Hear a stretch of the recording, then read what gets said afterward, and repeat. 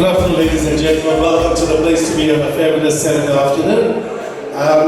Our band is Music Corporation, and we're here to entertain you. So welcome to Glenridge Football Club Reunion 2024. Before we start, I'd like to introduce the band. On the right-hand side, on bass guitar, put your hands together for Brad Jack. On drums, please put your hands together for Selma.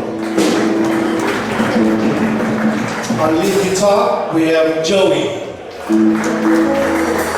And yours truly, my name is Lenny, and we're here to entertain you. Thank you. All right, enjoy the music and enjoy the rest of the evening.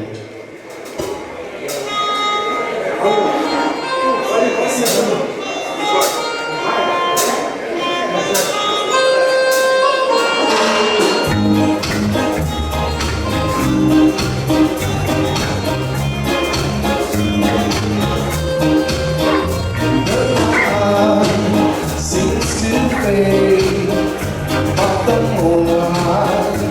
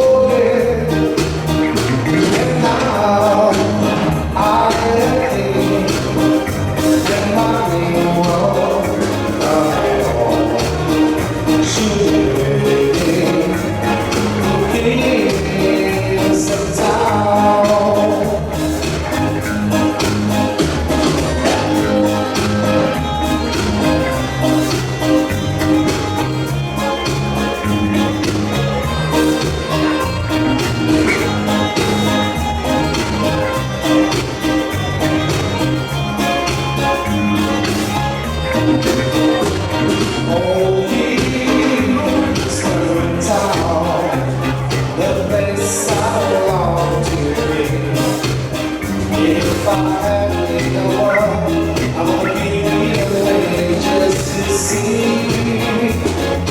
Good darling, yeah, I am showing how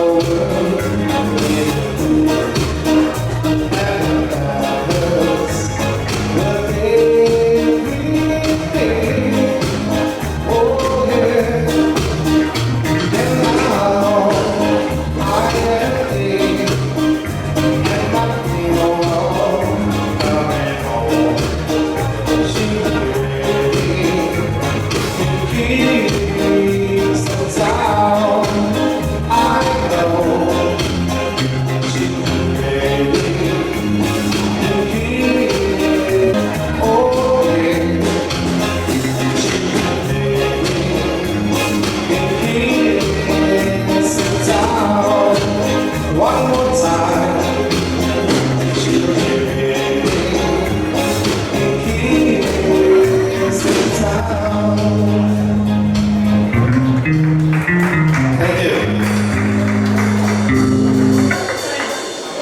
I'll be with you till the end. Yes, I'm on my way.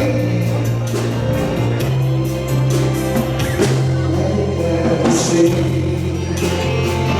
There's so many people I know Richie.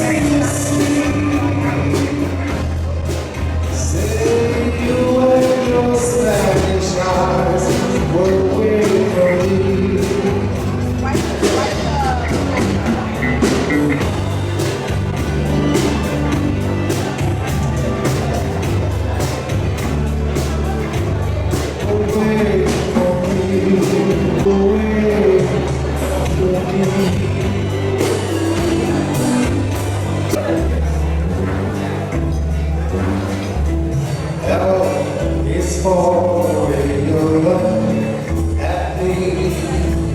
O is for the only one I see.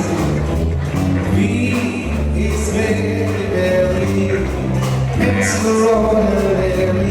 E is even more than anyone that you adore and love is all that I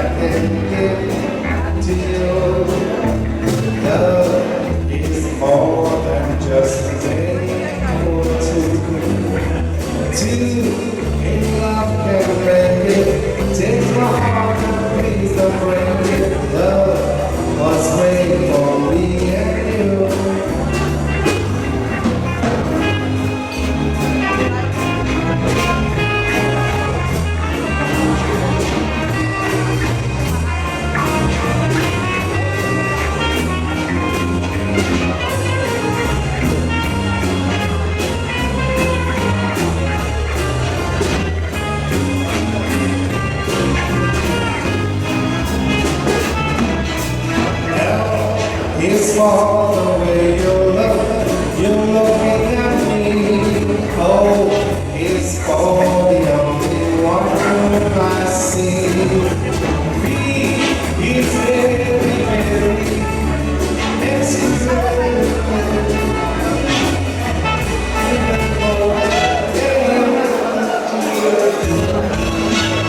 it's all that I can give to you. It's more than just a day or two. You can make it. Take my heart and please don't break it. Love was made for me and you. Love was made for me and you. Let me show you how love was made for me and you. Yeah.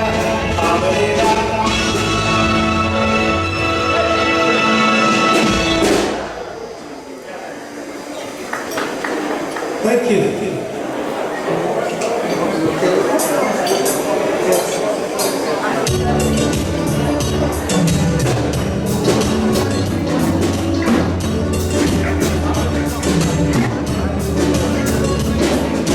King of Comedy, Mr. Muthu Murugan.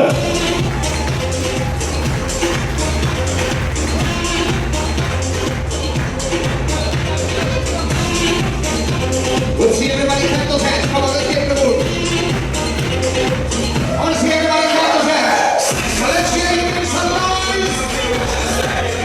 Let's hear you make some noise.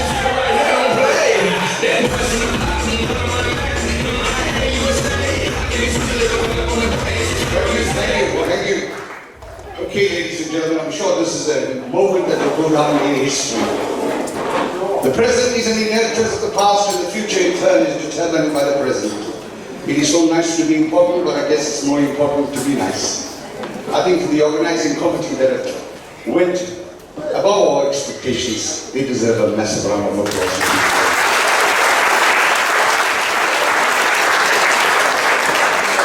In the last function I did for Glenridge Blues was a couple of years back. I remember some years back, and they had a lucky draw, and a couple won a holiday in Las Vegas. We're giving one this year again. The couple that won the last time are still there, trying to win a ticket to come back. Okay, ladies and gentlemen, I'm sure you must be excited seeing old faces. Sometimes we are caught up with our quest for success in terms of materialism that we tend to forget the basics. Life is an amazing paradox. You will notice in life we have taller buildings but shorter tempers, wider freeways but narrower lines, fancier houses but broken homes, double incomes but more divorces, bigger houses but smaller families.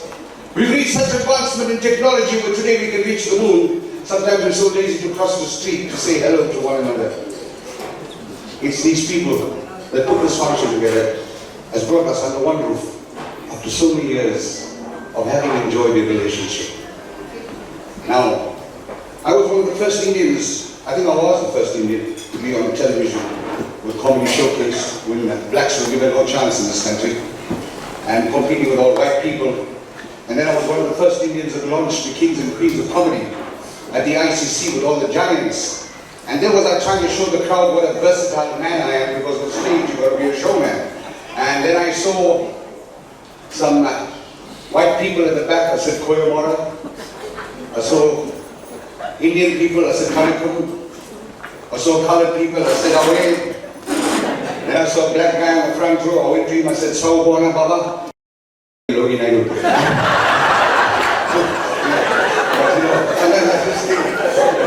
But you know, every time they say I pick on Logi, it's unfair. So, a bit slow, I'm just sussing out. Firstly, ladies and gentlemen, I want to say I'm proud to be an Indian, with due respect to all Westerners. If I'm born again, I want to be born in India. Because we are the most unique group. We're the only race group in the world that do bad luck prayers. haven't seen any other race group drink for bad luck. Now I'm going to take it out in time because I can see the age group. I'm 65 years old. I would have been 66 1 year I was sick. But I'm going to take it back a little bit in time. And if you agree with me, clap your hands. If you disagree, no. I'm from Chatsworth, the capital of India. I am a recovering alcoholic. I am 34 years sober. But I'll never forget the home I came from. Those matchbox houses built by the municipalities for us. 2 bedroom, 13 brothers. My father was hardworking.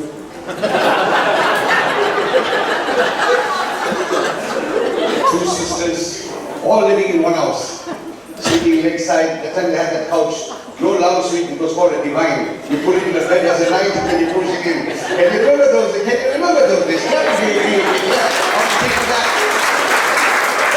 Just a small commercial to the Muslim community that are present. We want to say thank you. All meals are allowed. All meat products are bought from Imam Bucks. You have nothing to worry about. Are you there? You know, whenever I'm booked in, I'm flown from Johannesburg. Gary flew me from Johannesburg tonight, booked me at the Elan Genie. And when I go into the hotel, the first thing I do is check if our room last night was used by a Muslim.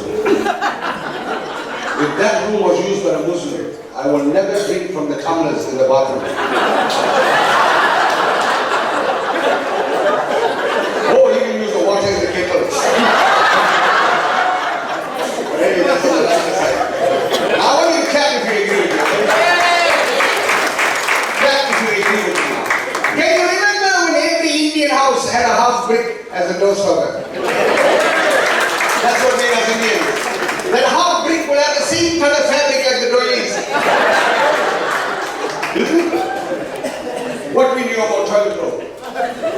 The closest we got to toilet roll was a telephone directory. In case we dial the wrong number. Every Indian house had helmets. On top of the helmet would be one miniature lion, one giraffe. The uncles who used to drink would put one small color, those miniature bottles with color water. And that's what made us Indians. After Diwali, how we walk on the road, look for the unburned fireworks to make sure one. That's what made me an Indian. Now, we have all progressed in the name of success. And education has taught me that we cannot spell the word success without you. And you know what? You may be living in plush areas now, white areas. I know that. You must be got this important ceramic tiles, granite tops, exquisite kitchen. Your bathrooms will be exclusive, and let me come into your bathroom. No matter where you're living, I guarantee you, I'll find the orange sack as a coil.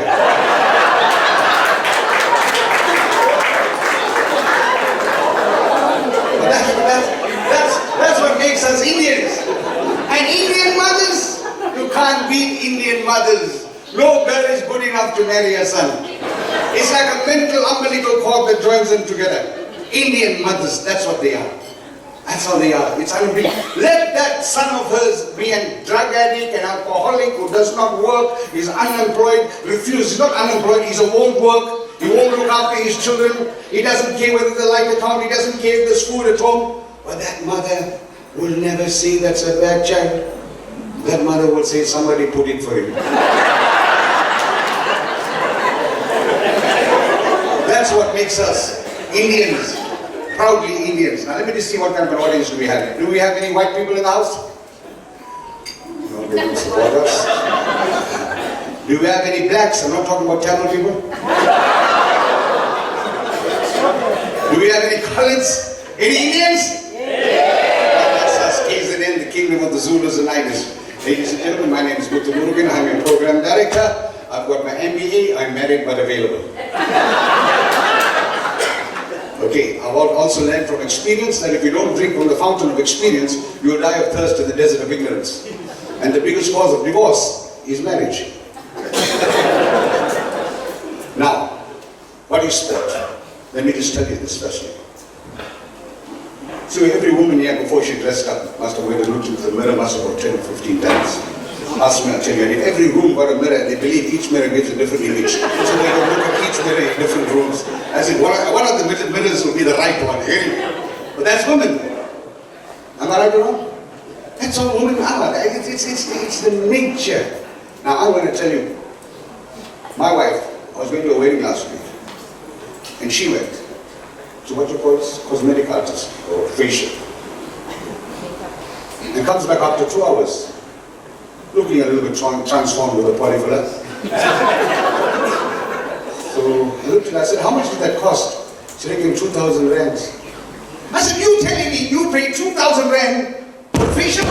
She says, yeah, I paid 2,000 rands. I said, are you telling me you paid 2,000 rand for a facial? She says, yes, I paid 2,000 rand. Now forget about the 2,000 rand. How does it look? I said, it don't look too grand.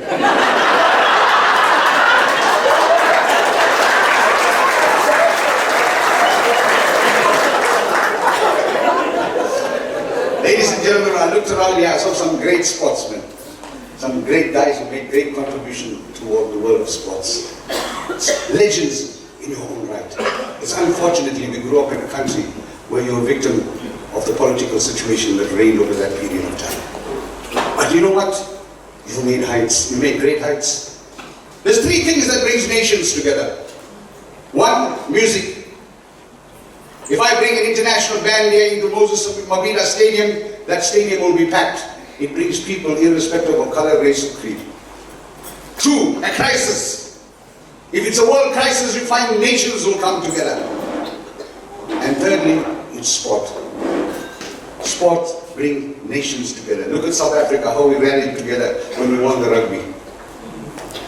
And if you were on the streets of Johannesburg and where I was at that time, it was amazing to see people of different race groups forgot the differences. They were hugging and screaming and drinking and shouting with each other. Now that's the spirit of sport. If anything can change people, will be sport.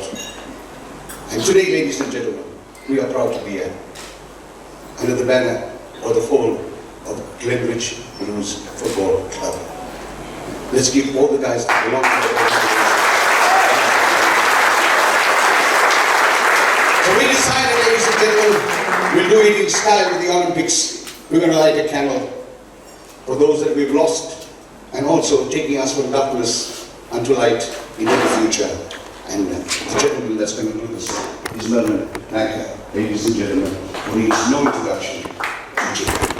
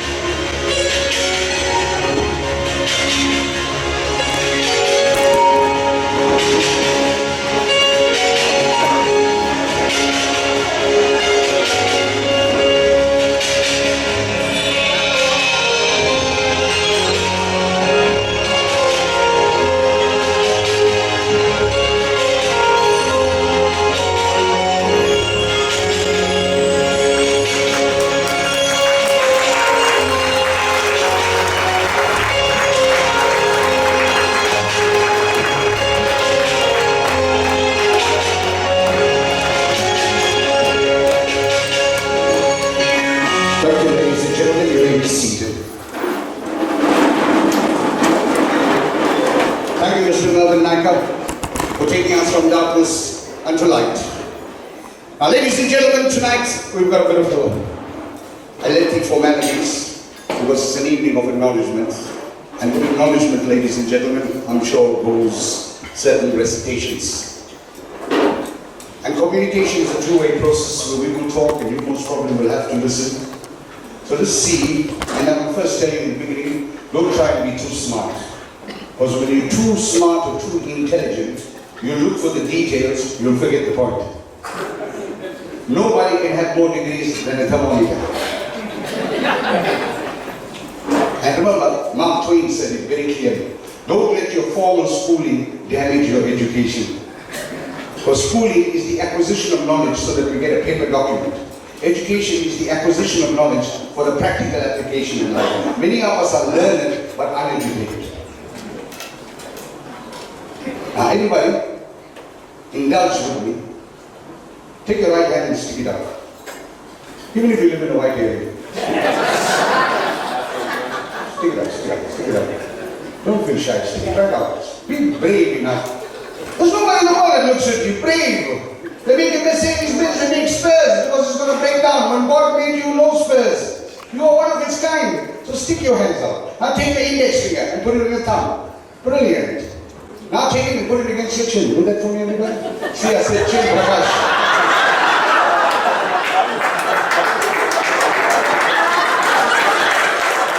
Because you're looking, but you're not listening. That's what I was trying to get across. I want you to listen and indulge. Now, ladies and gentlemen, no function can ever be a success without a divine intervention. For what God has put together, let no man put asunder. You know, ladies and gentlemen, as I said, I know how you must have dressed up to come here today. How you look does not matter. What you see is what counts. What shoes you wear does not matter. It's what steps you take in life that counts. It's not what car the man drives that matter. It's what drives the man that counts. And what drives these people towards a better future in terms of sport, in a community that with this soccer is going a slow death, a sudden death. And this reawakening, we pray that the Almighty God will give them the foresight to see this. I'm going to show you the power of prayer. You know, I think in my lifespan, with all modesty, I must have conducted something like about 2,500, 3,000 functions in 46 years of entertainment. And whenever we open in prayer, 80% of the people, their minds wander. They just bow their heads, but they're thinking of something else. Try indulging in the prayer. In India, 40,000 people got onto a rice field in order to pray for rain. After a period of 3-year drought, 40,000, and you cannot beat the unified power of prayer. When 40,000 people get together, you can feel the spirit of divine intervention, the power and the force of prayer. But you know what was the sad thing about the 40,000 that gathered on that rice field? There was only one 6-year-old boy that went to the prayer with an umbrella. Just one boy had faith. What he's going to pray for was going to materialize. So when we pray today, for whatever it is, let's have the faith that this divine power, irrespective of whatever religion you belong to, is going to make it materialize. I'd like to call upon, ladies and gentlemen, Alvin Alexander Naidu, who's going to pray. And one of the things we're going to pray for is that we heal the world. There's a place in your heart. If you look around you, as Muthu said, you can see the splendor of this place. Everything put together majestically. And we look at the hands of man. But remember, God is in every detail. So please, will you rise with me?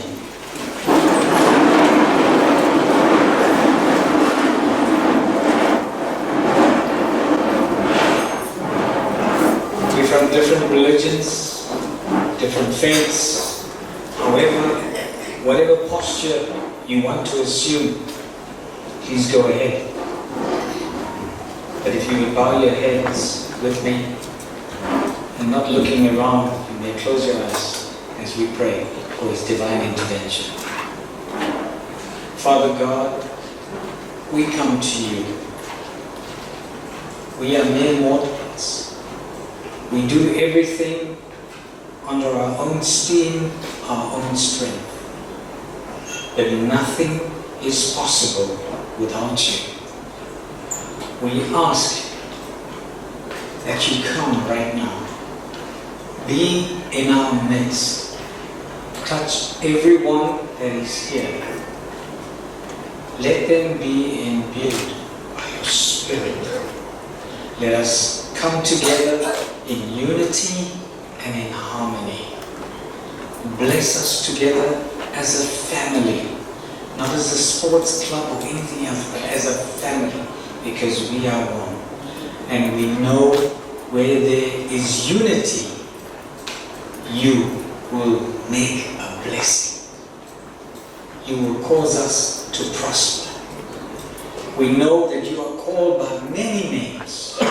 Whatever it is, we need you to be at that specific point, and you meet us at that intersection of our need. So come, I pray. Dwell amongst us. For the entire program, we ask that you will have preeminence. You will take control of every situation. Bless the speakers, bless the listeners. And Lord, you have also prepared a banqueting table for us today. Food and refreshment. We ask that you bless those that have prepared it. You will bless those things into our bodies and our bodies to your service. And in agreement, we all say going forward, so be it. I don't know why people don't like to applaud after a prayer. I don't know whether it's a crime or what. There's no harm in applauding the Lord showing us His blessing. Ladies and gentlemen, many of you must have followed this man on TikTok or through social media or artificial intelligence, which is taking the world by storm. A man named Sadhguru. I'm just going to quote a little story he said. He says, you can drive a Ferrari and I'll drive a VW Polo and the road will stay the same. He says, you can wear an Armani watch and I'll wear a Casio and the time will stay the same. He says, you can travel business class and I'll travel economy and the destination will stay the same. He says, but if you've got a Ferrari, drive it. If you've got an Armani, wear it. If you can travel business class, do it. But when you increase your standard of living, don't decrease your standard of life. Because we make a living from what we earn, and we make a life from what we give. My next speaker, ladies and gentlemen, is an epitome of holy are the hands that serve and the lips that pray. I had the good fortune of teaching with him. I'm an ex-school teacher. If you look at my eyes, you can see my pupils.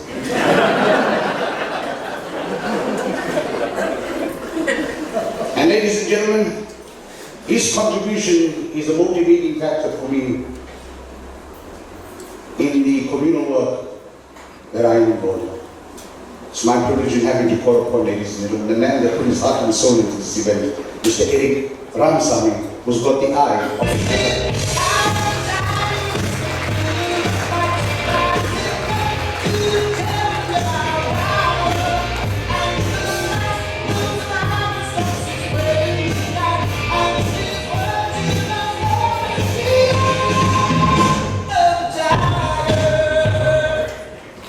Thank you, Muthu.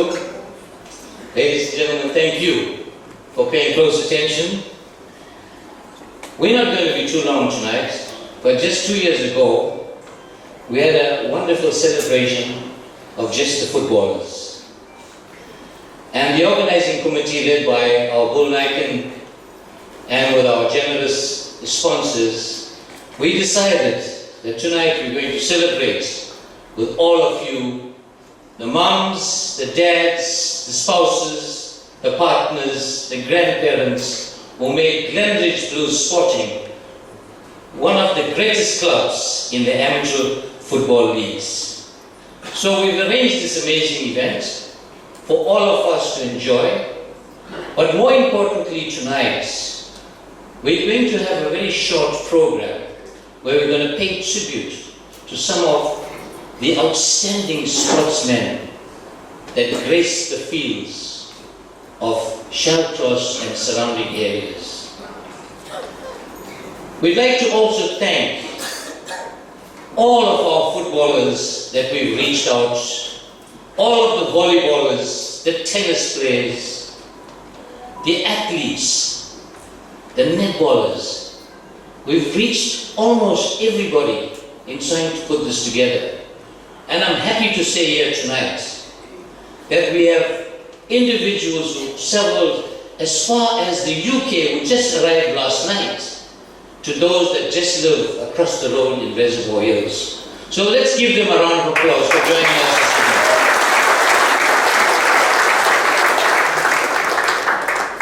We also want to pass on the good wishes, and I don't have the time, I don't think this is the time for us to do that, but we have received wishes from all over the world. And as recently as 4 o'clock this morning, Will sent me a message from our babes and Maggie and Gops and Gonnie. Unfortunately, they couldn't be with us in person, but they were supposed to join us. But like them, there were literally hundreds of others who wanted to be here this evening, but could not, and they wished us well, allowed us to participate and said, guys, have a great time. So, we're going to pay tribute to those living legends, those that are here tonight, as well as those few that have passed away, unfortunately, and for those that will want to don the blue jerseys in the future, for whatever codes that we're going to participate in. Please take this opportunity to join us as we go forward in rebuilding Glenridge Sporting Club. With those few words, back to you, Muthu. Ladies and gentlemen, let's give him another round of applause. It's not easy. It's not easy to come out here and speak. Let me just tell you that. When you get a speaker in front, please applaud the speaker, because it's an innate characteristic of mankind to be afraid of listening to their own voices on a public address system. And let me tell you, in my experience of doing events and functions, if I got a panel of speakers who are sitting there, I can tell the best joke, those fellas' faces will be like both enemies. They'll never laugh. They'll never laugh because they're so tense. They're waiting for the 10 to come up, so they're rehearsing in their mind what they're going to say. So don't think it's easy to come out here in front and address an audience. Because you are, if you're looking for an applause, then you're going to be prepared to receive a criticism. This is the reality. So ladies and gentlemen, there are many organizations throughout the world that make a difference to society. An organization that has made an indelible mark in our minds is the Gift of the Givers. For their humanitarianism in which they can rally for with unstinting support in the times of need, being able to sow that seed. But also in our communities, we have very small organizations that don't get recognition but make a massive difference. And there are individuals who unfortunately are not spread across the media who are making a difference. And many people are MAD, mad, making a difference. And we don't acknowledge them. And that is sad. You know, I define life in this context. You know, there's a pretext to the post-text, so when we quote, we must quote in context. Let's have this function today. Let's say alcohol is flowing. It's so nice to see there's no alcohol here. You know what? You give a child one small shot and carry on having a big shot. So it's so nice. But just let a rich man walk in here, walk out of his mind, drunk, wearing a money suit, Louis Vuitton shirt, Hugo Boss shoes, driving a C63, becomes abusive, aggressive, talks anyhow he wants to. Because you get three kinds of power. You get positional power. Some people are respected only because of position. Then you get money power. When money talks, the truth becomes silent. People don't tell money people the wrong. And the third is character power. Very few people have character power. Now, this guy misbehaves. But you know what will happen? 5 guys will get up, escort him, put him in his car, and one offer to drive him home. Let a poor man come out the same media platform, misbehave, shouts and screams. 5 of us will go, we'll boot him, we'll move him, and and chasing. Different kind of treatment, how we respond to individuals. Now, big organizations get recognized, small organizations don't. It is sad. The same when you give, your right hand must not know what your left hand has done, because holy are the hands that serve and the lips that pray. We are fortunate to have in our midst today a lady who's trying to make a difference in her community shelters. Ladies and gentlemen, it's my privilege to introduce our first speaker, a remarkable individual whose life's journey has been defined by ambition, resilience, and a deep-seated commitment to community service. She is armed with a bachelor's degree in arts and enriched by 5 transformative years in China. Embodies the spirit of global citizenship and cultural understanding. Her experience has shaped her into a woman of immense drive and determination. As the chairperson and the co-founder of the Shell Cross Youth Forum, she exemplifies leadership in action, a passion for uplifting others and advocating for change has propelled her to the forefront of community empowerment.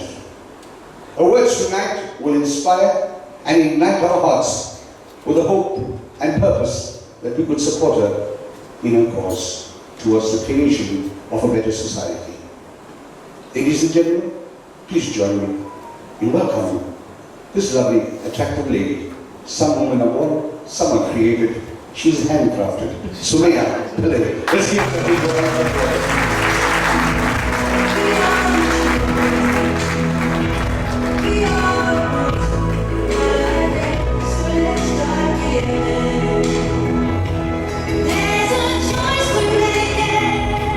Hello everyone. Firstly, can we all just clap hands? Because you guys look beautiful. Thank you for this amazing privilege for me to actually stand here today. My name is Sumaya, Maya, whichever you prefer to call me, and I am a survivor of sexual and domestic abuse. But not only that, I'm the chairperson of the Shell Cross Youth Forum, an organization dedicated to helping and uplifting the youth, the elderly within the community. Over the last year, we have been involved in numerous programs, hamper drives, helping the needy, programs for the youth as well. However, tonight it brings me great pleasure to introduce to you guys our final program for this year that we plan to launch, which is a safe haven for domestically abused and sexually abused individuals. Now, we need this home in our community. It's not just a building. It's a place for people to come to, for their voices to be heard. Sorry, I'm so nervous. It is the first time I've ever given a speech to this many people. And as a victim of sexual and domestic abuse, this program is very close to my heart. So thank you to everyone that has supported us, believed in us, and as well as cheered us on throughout our journey. Thank you, everyone.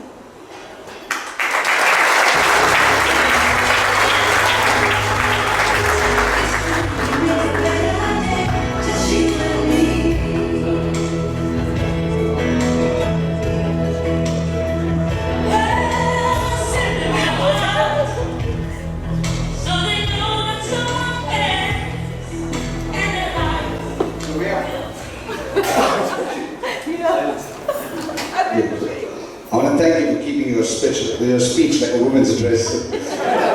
Long enough to cover the subject, short enough to maintain the interest. Give her a big round.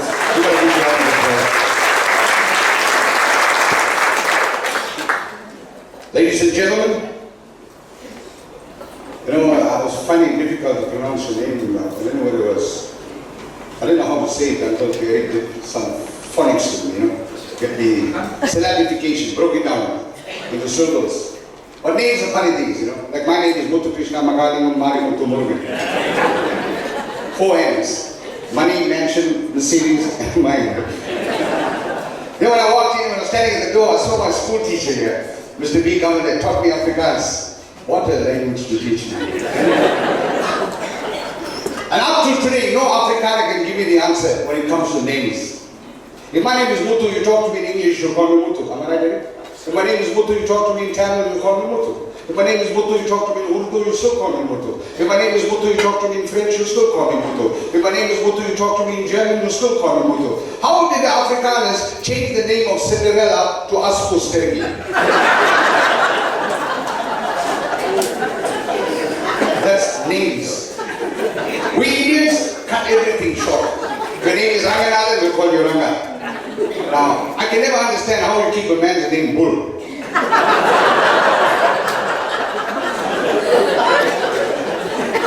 No, we are funny. Like if you take your name is Salman, we'll call you Sally. Your name is Muhammad, they'll call you Mo. Am I right, Mr. Mo?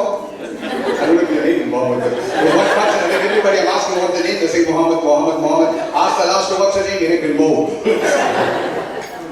Now, we just abbreviate everything. But white people, it is brilliant. They keep the name short, sweet, simple. Dick. Black people, give them credit. Blessing, promise, psychology.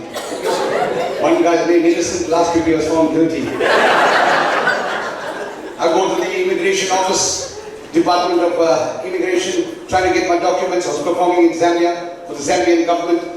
3 weeks I went in a row, my documents weren't ready. I was frustrated, I was angry, I was flabbergasted. I went up to the lady at the desk and I told her, ma'am, please give me your name because I'm sick and tired of people giving the jobs on account of tokenism. It's time to give the people, the right people, the job because of what they can do. Now please give me your name and I'm going to report you to the highest authorities. Now what is your name? You know what your name was? Helpful.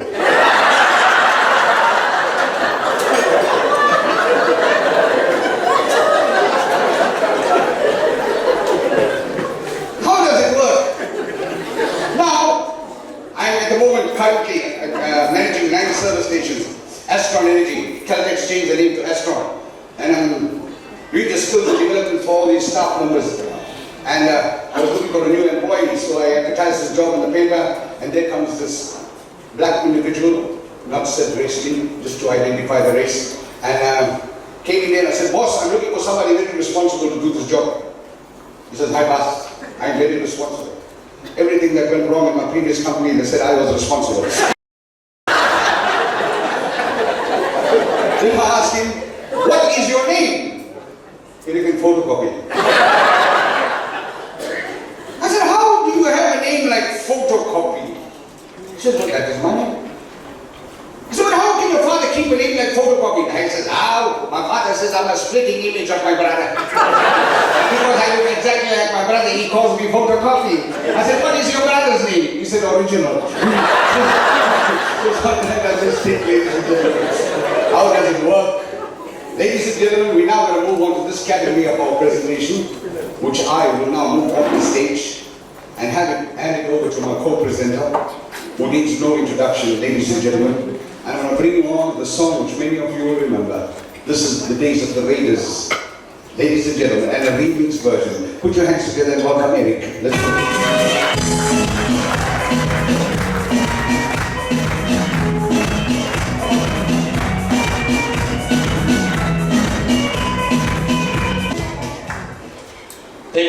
Thank you once again. So we got this prestigious part of the program, and I'm sure you're going to enjoy every moment of it.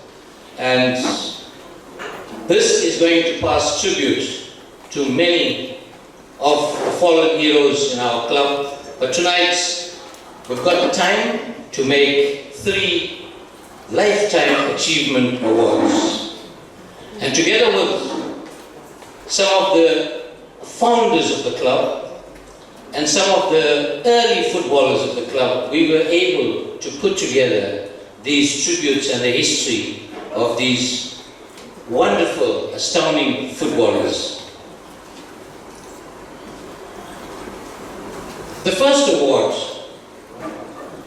is going to be presented shortly, and I would like to invite one of our very outstanding midfielders. Please join me, Dino Singh.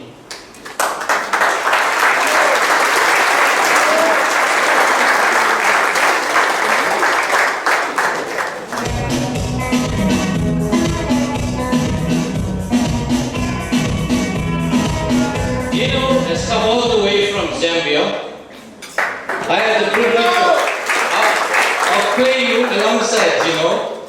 It wasn't easy, you know.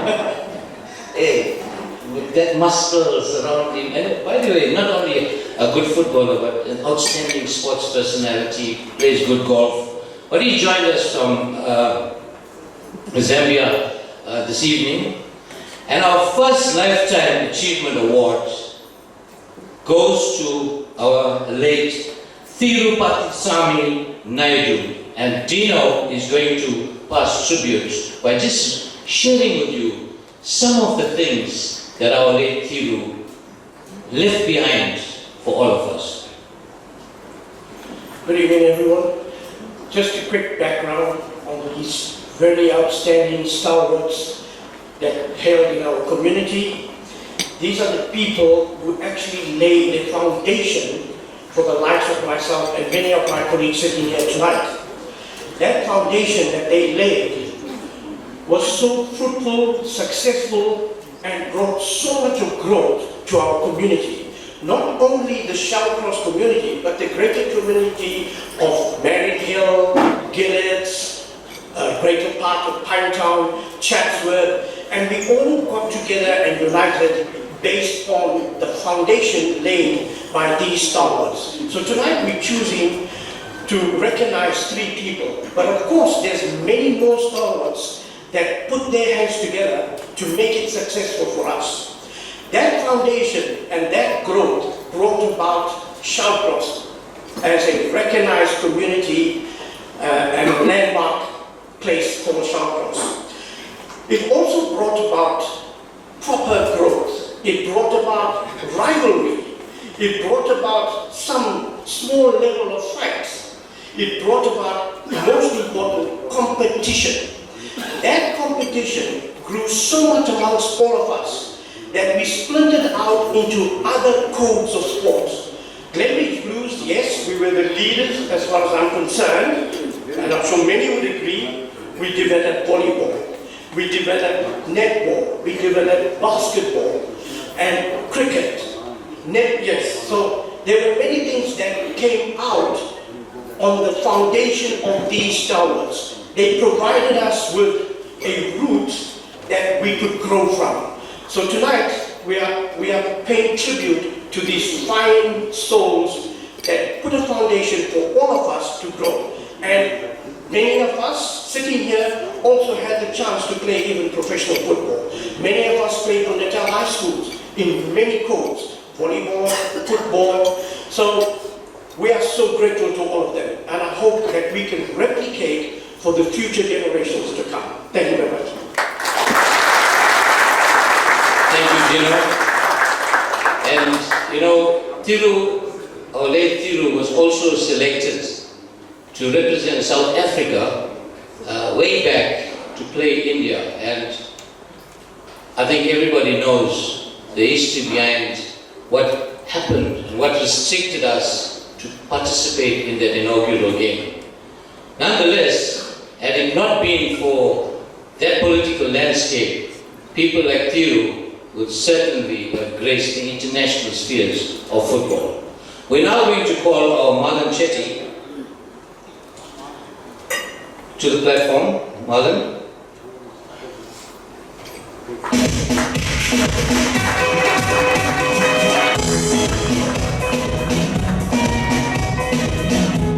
Thank you. And tonight we have the privilege in our audience to have Kevin Naidu, the son of our late Thiru, who will receive a token of our appreciation and gratitude. And Marlon will just show it to the audience as Kevin Naidu approaches and collects this award on behalf of the family.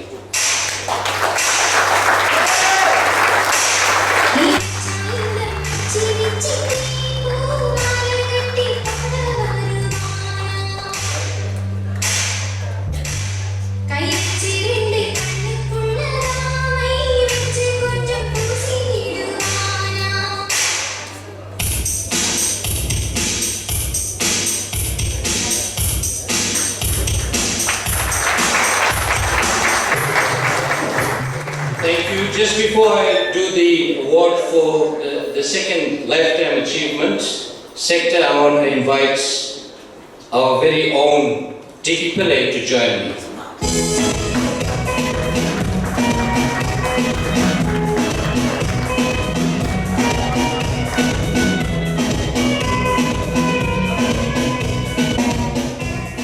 The second Lifetime Achievement Award goes to Pratap Singh, and many of you also knew him as Subhajan Pratap Singh. And just as Dino mentioned the outstanding feats of our Thiru, I just want to mention something about Pratap Singh.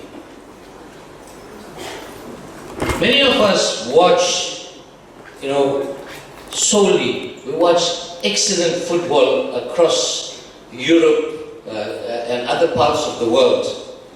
But I want to say something about Subhajan, and Dickie, you will agree with me because you played sometime in that era. This Subhajan was known as, or popularly known as Bill, and he was like a Roman gladiator.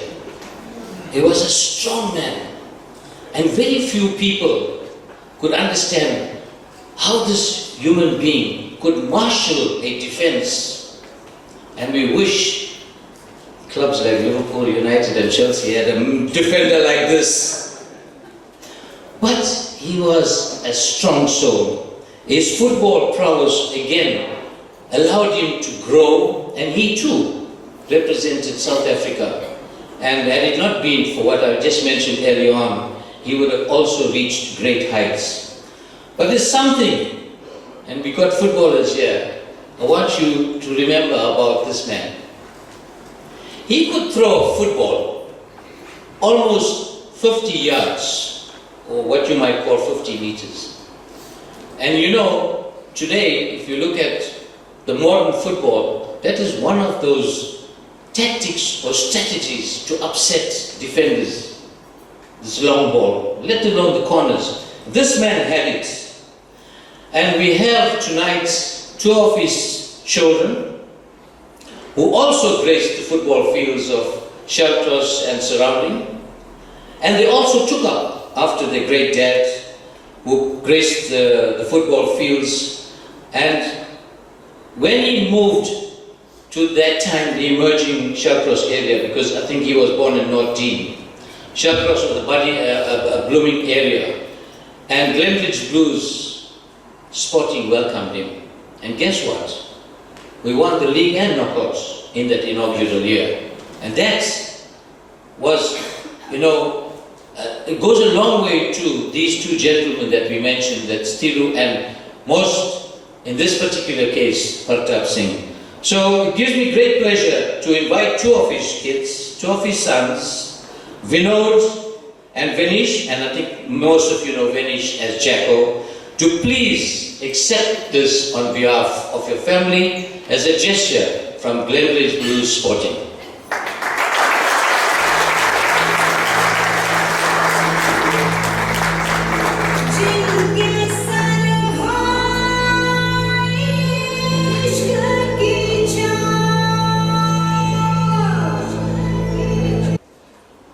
Thank you. Vinod and Jacko, it is my pleasure to present this Lifetime Achievement Award to both of you, having followed in the footsteps of your late dad and having played football for the Glenridge Blues and for bringing glory to the club.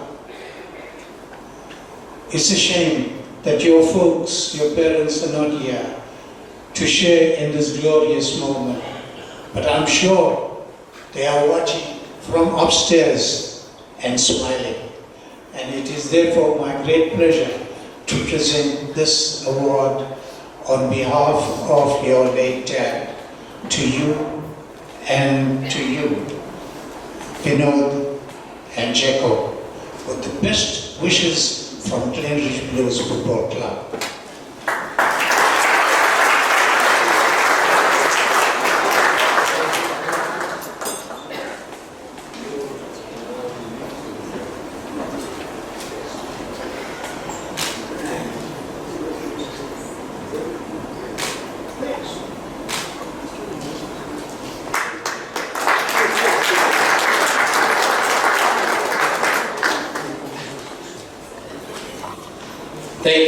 Thank you, Tiki. Thank you, Vinod. Thank you, Jacko. Our final award this evening, I think this one is closer to us. And I would just like two very important people in the lives of this particular individual to join me on stage. Larry Gowden Jr., thank you, and Mike Samuels. When I made the welcome speech earlier on, I did mention that we had a function in April of 2022. It was a wonderful function, brought all the guys together. And we were entertained tremendously by that crop of footballers and coaches of Glenridge Blues Sporting, and many of us could identify with the players that joined us that evening. Unfortunately, tonight we pay tribute to Michael Mark Murley, a close friend, close family member, and one who has an absolutely tight relationship with Glenridge Blues, particularly the football part of the club. Mike Samuels might be considered a brother to Mike Murley. I knew Mike Samuels growing up in Sydenham. He lived near Brickfield Road, and not far away was our Mike Murley.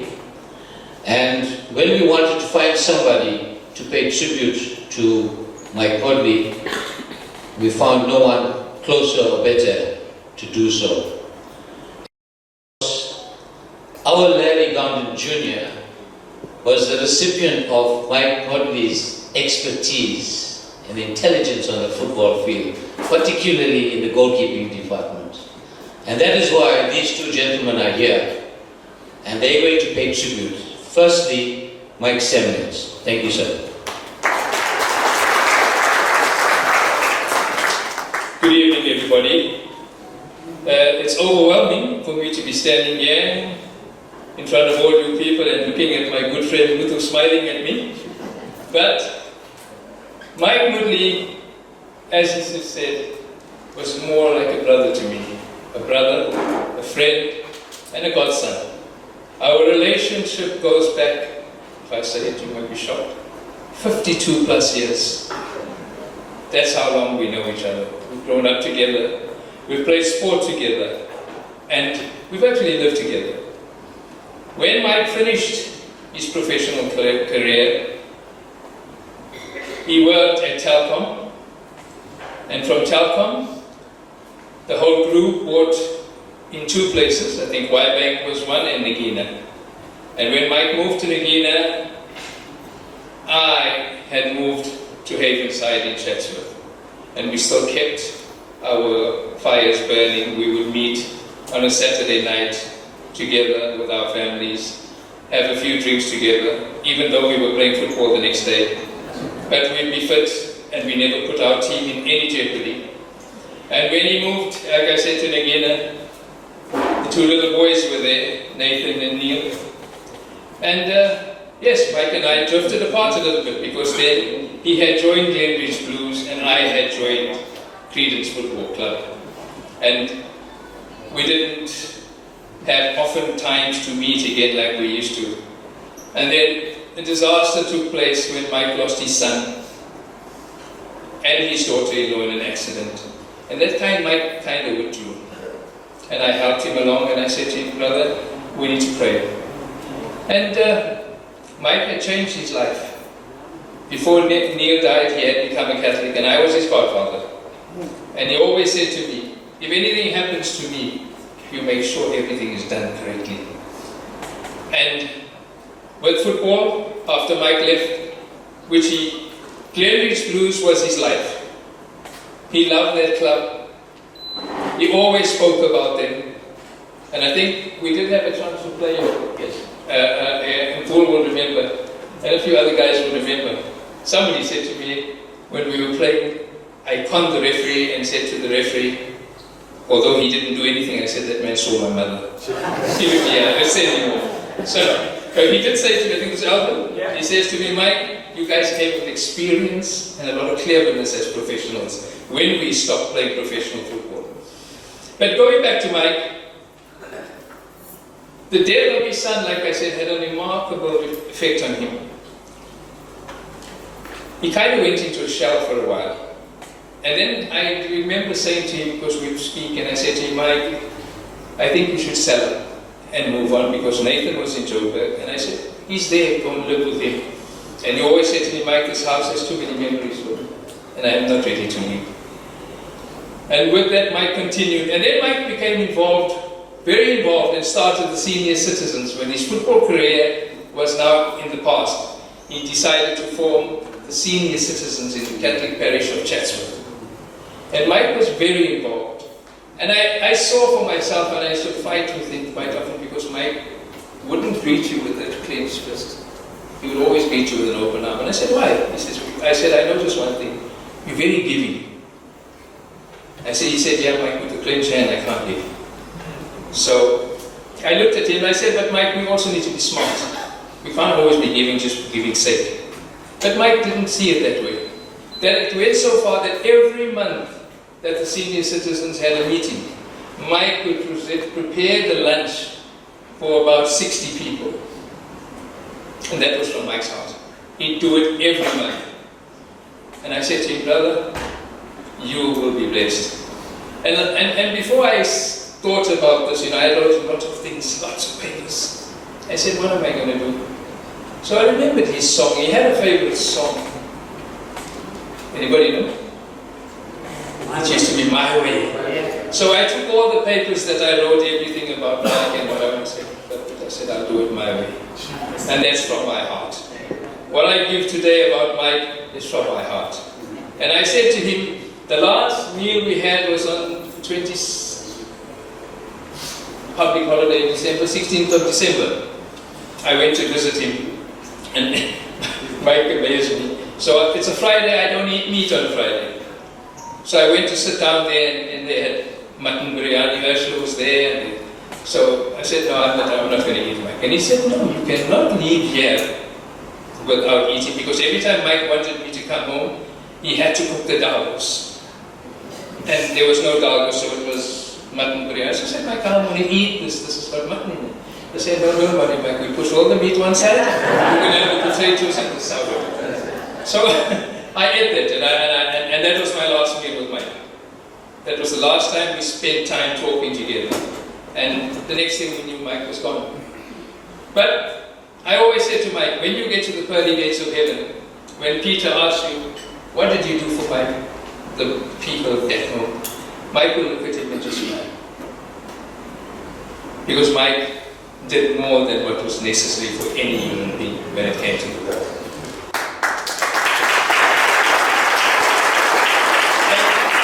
And my last thought I would leave with you all, and I said this to Mike as well. What we are is God's gift to us. What we become is our gift to God. Thank you very much. Thank you, Mike. Thank you very much. And I do remember, Bolo, that when we played these guys at Curry's Fountain, we tried to schedule the game. It was a quarter-final at Clover Cup on a Sunday morning, because these guys would have had lots to drink that Saturday night. But alas, he's right. They held their nerve, they beat us 1-0, and we couldn't reach the Clover Cup final that year. So, but well said. Thank you, Mike. And over to you now, Larry Garden Jr.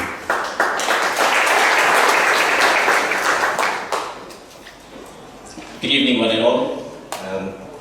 On behalf of the third generation of Glenridge Blues footballers, which I proudly represent tonight, I want to take the opportunity to thank one and all for attending. And it also gives me immense pleasure to pay tribute to our dear departed coach, Coach Mike Motley. Today we celebrate and honor the life and legacy of Coach Mike. a man who had left an indelible mark in our lives and the world of football. Mike was a true legend, a professional footballer at the height of his career, who later reinvented himself into an old school coach, who prided himself on building teams that were fit as they were fierce. He was an hardcore coach who drew inspiration from playing tough football whilst he pushed us to our very limits. I would never forget the countless hours we spent during pre-season at the Durban racecourse, running until we thought we had nothing left, whilst new players threw up their lunches. And then he would take us to the beach and make us run some more. Strangely enough, I always assumed that colored players were good runners. For some odd reason, I thought they fit because they ran away from police. But man, they suffered as well. It was tough. It was grueling. But it was worth it. Because Coach Mike saw something in us that we did not. True potential. I stand before you humble and grateful to share some personal stories that embodies Mike's passion, dedication, and an eye for talent. During a senior players training session on a Sunday morning at the Schalke Stadium, I stood behind the goals as a 13-year-old and watching in awe as Mike had put the players through their paces. During a shooting drill, suddenly I was distracted between the banter of the likes of Kuben and the goalkeepers like Garcia and Sachin. And suddenly I heard him scream, "Watch it!"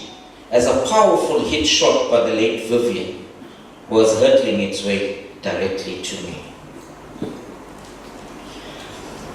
Instinctively, I reacted and I grabbed the ball.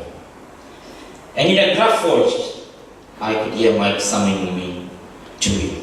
Still shaken, he asked if I was okay. And then surprisingly, he asked me to lay out my hand. And he therefore placed his palm over mine, measuring my hand size against his. With a nod, he commented, "You should consider becoming a goalkeeper, son." Little did he know,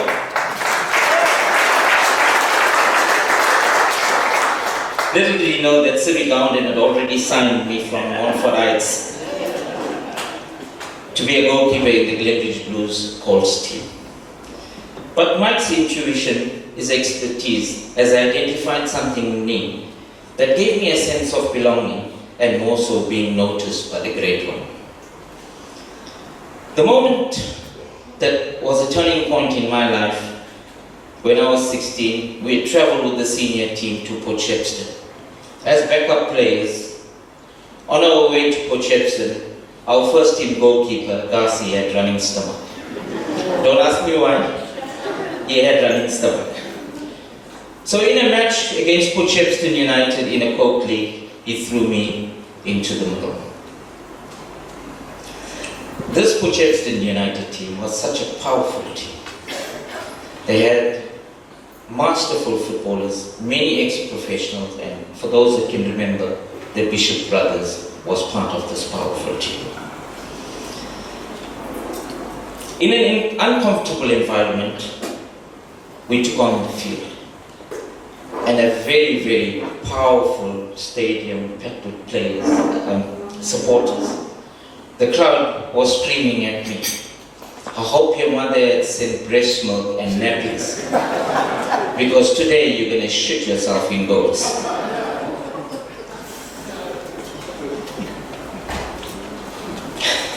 Needless to say, both Pharaoh and I had emerged men from boys. Making save after save and Pharaoh scoring the decisive penalty, we emerged 2-0 winners. And Mike was beaming like a Cheshire cat. And let's be honest, Coach Mike wasn't afraid to use some colorful language. His unique explanation to get his point, he'll yell, he'll scream, he'll push us to the limit, but it was all because he wanted us to be the best. And it worked. We won countless trophies under his reign. He took me personally under his wing as a young goalkeeper and turned me into a provincial, national, and eventually a professional footballer. But Mike's legacy goes far beyond the pitch. He was a die-hard Glenridge bluesman. And together with Sylvie Gounden, they would plan, strategize for hours on end, always looking for the best option of execution. Not forgetting asking Mad Roy to mark the best player in the opposition team. Mike lived, ate and slept football. He was a true student of the game, and his passion was infectious. And who can forget his singing? From time to time he would serenade us with his unique voice at club camping trips, with his favorite being Louis Armstrong. And it would bring a smile upon our faces, even in the toughest times. Today we honor Coach Mike's memory by remembering his unwavering commitment of excellence, his unrelenting passion to the game, and his unshakable belief in each and all. We remember the sweat, the tears, and the triumphs, and we remember the man that made it all possible, Coach Mike Mundley. So let us take a moment to reflect on the impact that Coach Mike had on our lives. Let us remember the lessons that he had taught us, the values he had instilled in us, and the memories that he shared with us. Let us continue to live those values, to uphold those lessons, and to make him proud. Rest in peace, Coach Mike. Your legacy will live in our hearts, and your impact on our lives will never be forgotten. Thank you. Thank you, Larry. And we know that Mike Mundley passed away not so long ago, as Mike Samuels had mentioned. I'd like to now invite Segren Naidu from our club to join us on stage. Segren Naidu. Segren will now present this award, this Lifetime Achievement Award, to the son of our Michael Mark Mundley. Please welcome Nathan Mundley.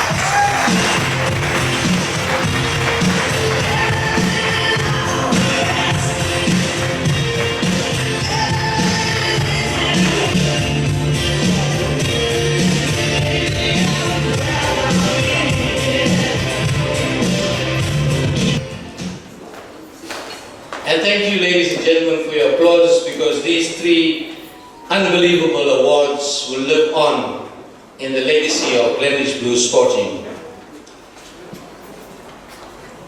My final assignment this evening is not a difficult one, but it's a weighty one.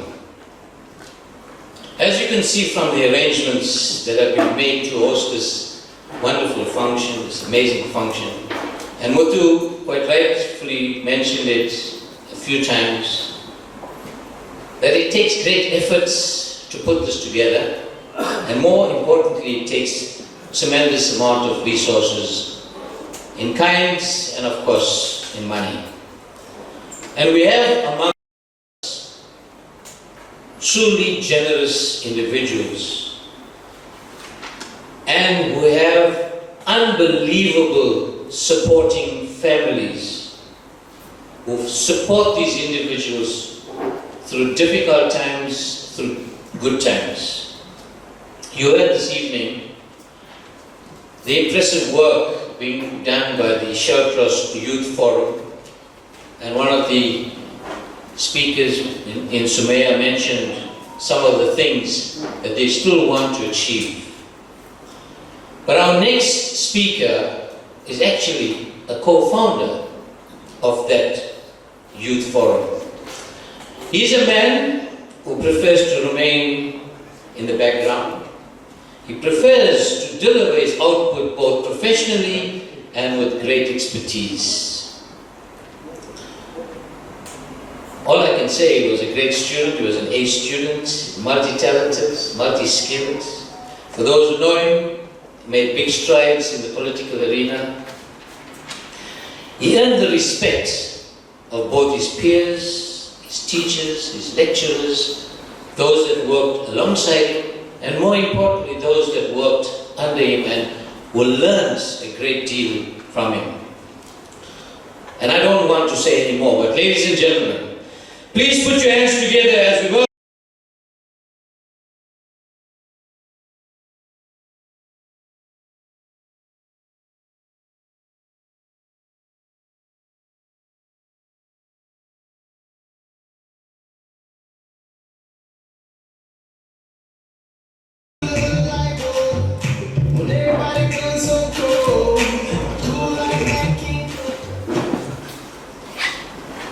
Masters of Ceremony, Eric and Muthu, honored guests, Welcome our patron of honor, Dr. Sivi Gandhan.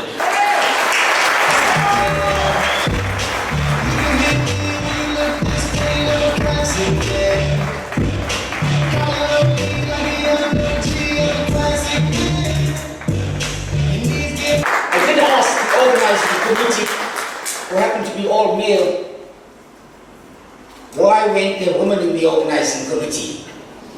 And Bob gave me some answers that I won't share here. But I want to say that in the light that the last function that we had was predominantly male, we definitely heard your voices and said you have to be here tonight. So I'm not referring to you as the partners of the soccer players. I'm referring to you in your own right as top netball players and the other sports that you pursued in the club. For that we recognize you and we pay tribute to you. Welcome to you in particular. I'm going to say a few things, and I think for those of you who heard me speak at these club functions, some things that only we as a group, as Glenridge Blues, will understand and laugh about. And we're all over 50 years, most of us. There are some relative youngsters here, but everyone's an adult. So, pardon the language if it gets a bit blurred from time to time. Okay, I think you know me better. I think for those of you who knew and were managed by Mike and myself, we did enjoy a good repertoire of English. Some of it not in the Oxford Dictionary, but you definitely understood what we meant. Okay, so tonight is a celebration. Tonight is a celebration to rekindle friendships, to share memories, but most importantly, to share the bond that binds us. We're just not a football club. We're a family. I think when I heard Alvin say the prayer, say the prayer, he referred to us as the family, and that's my theme this evening. I'm talking about the Glenridge Blues family. If after more than 40 or 50 years, the organizers who happen to be the third generation footballers could assemble a gathering of this nature and bring them all together under one roof, then we're not just any other football club. We're actually the Glenridge Blues family. And that's what I want to talk about. And there's a few points that I want to make around this function. And after we had the last function, of course, there were many issues and lessons learned, but it was an amazing function to get together. We then got together. I got a call from Bob and Bull and said, and Mike, the late Mike Woodley. And I said, and he said, when are you down? I said, I'm down in business. Let's hook up and let's chat. So that's how this thing started a year ago. This particular gathering started a year ago. Mike wasn't 100%. Mike, Bob, Bull, Vanessa and I got together on a Sunday morning, I think it was, for breakfast at the Beverly Hills and started to plan this event. Mike was highly energized, and I said in jest, hey guys, I hope we're all going to be around when we do have this function. Not realizing that one of us sitting there would not be there. So tonight, Mike, wherever you are, I know you're watching us. Glenridge Blues was your heart and soul, and we're truly blessed to have had Mike in our midst, including the other people who were recipients of lifetime awards. So Of course, such is life. Although Mike won several accolades in the professional sphere, Glenridge Blues was his home. But such is life. Such is life that at our age, and most of us are over 50, I think if we do a survey of this room, we'd find that 60% of the people are over 50. And for us, memories are more important than dreams.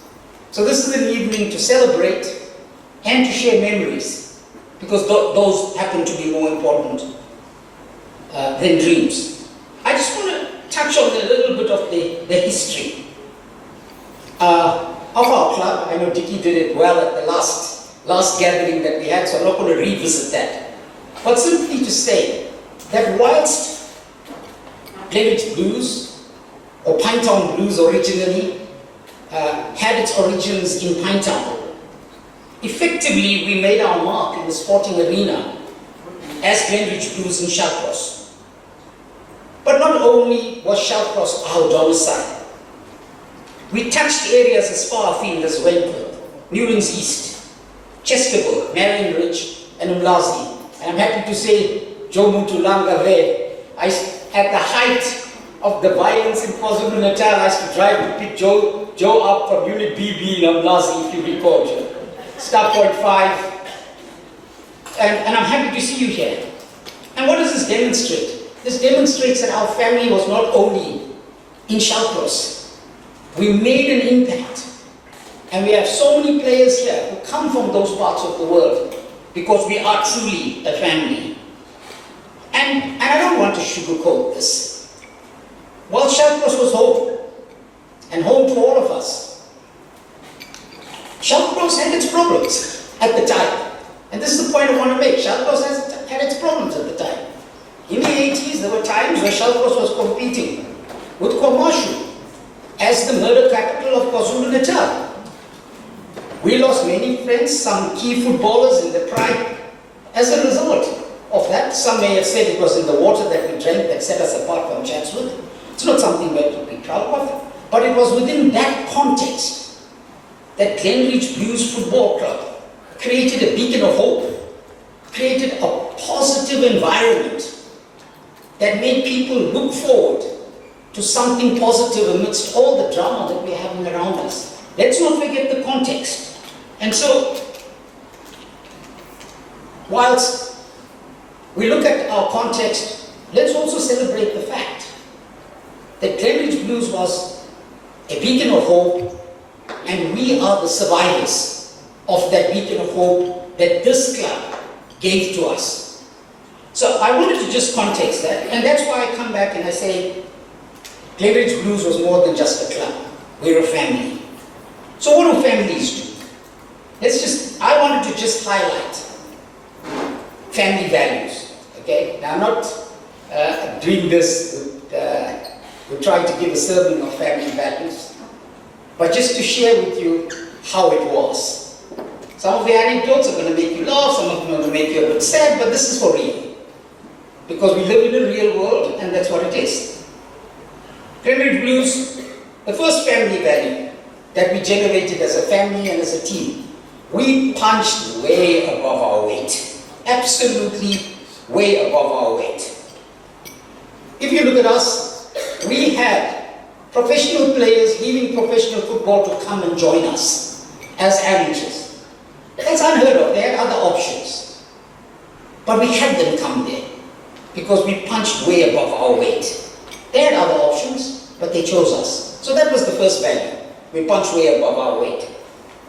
The second point, we fought a good fight, both on and off the field.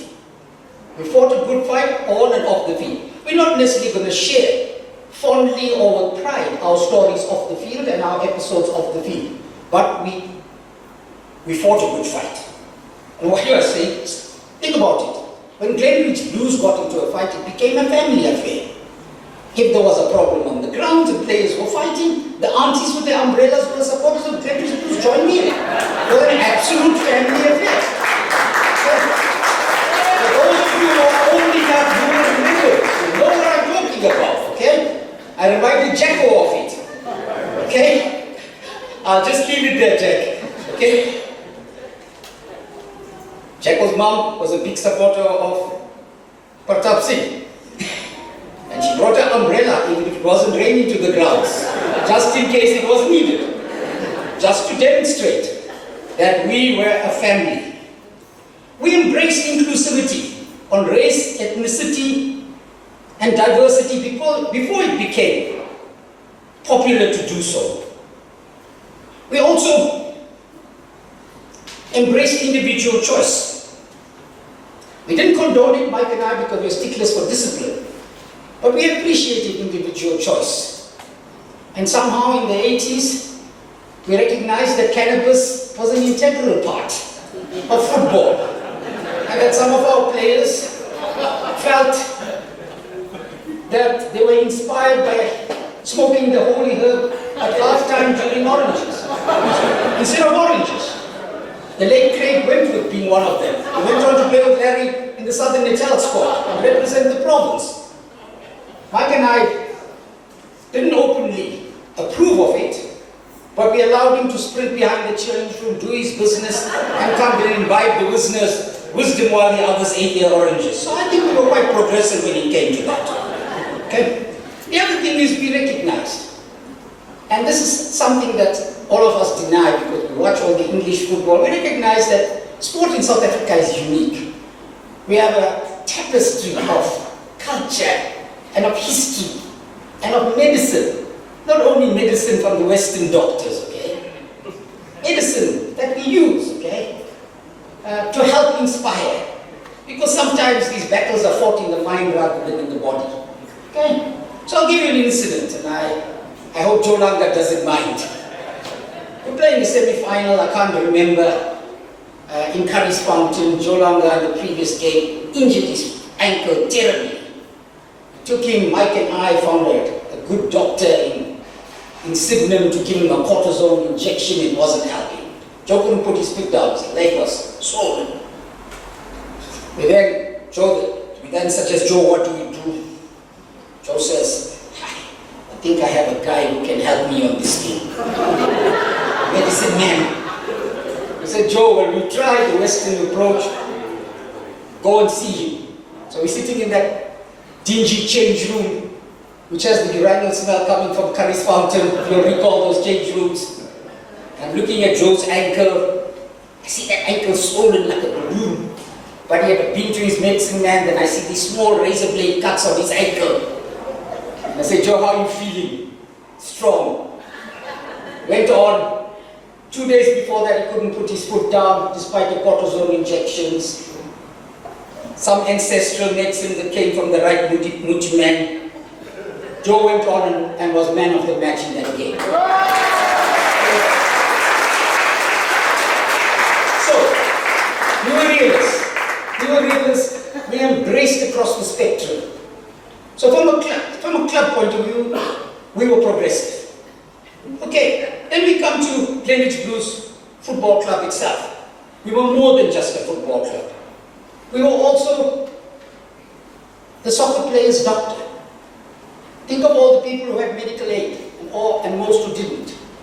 Think of all the doctors in the township who we went and spoke to, who put those players on the medical aid, not only for ailments incurred during the soccer thing, but other ailments like a flu and everything else. And not only for soccer players who are part of us, but also for their families and their close relatives. So that's what Glenridge Blues was. I recall in my time, I had a specific relationship with Dr. Dara in the old scheme. He had queues of Glenridge Blues people there. Okay? And they must have thought I was very sick because his bills were being run up. But I wasn't the only one. There were many with medical aid, so we were the doctor. We were the family psychologist and the family enforcer. Chalpros was a working class neighborhood. Gender-based violence and GBV were common in the houses. No one went to the Malvern police station to go lodge a complaint. They came to us as officials of the club, especially the younger fellows in the courts and juveniles. And we went there, straightened this out as psychologists, with a little bit of enforcement to ensure that the problem doesn't happen again. Okay, so we were family psychologists. Right? Everything seems to have worked out well because I see some of the guys here. Okay, so now we didn't straighten them out, straighten others out. Okay, so also we never left anyone behind. Someone had a financial problem in the club, not just players, families. This was the club that rallied around. We were all working. None of us had businesses and things like that. But to build on what was said about Mike, we didn't worry about that because someone was more needy than us. That's Glenridge Blues, the family. I think the other thing is, we never leave anybody behind. In a neighborhood like ours, we're working class. People do crime, they do time. But what was different about Glenridge Blues? When that time was done, we embraced those people and brought them back into this club. Because that's what families do. Families don't abandon people because they made a mistake. We brought them back. So for me, I think that most importantly, what did this club do for all of us? In the different generations that are sitting in this room, it imparted to us critical life skills. Therefore, some of the players here went on to break through glass ceilings in their own spheres and achieve much, much more beyond just what was on the soccer field. And that's Glenridge Blues. In conclusion, as we celebrate tonight, let's not forget the familial bonds that bind us. Let's not forget our humble origins, and most importantly, the positive contribution that Glenridge Blues Sporting Club has made in our lives. Thank you very much.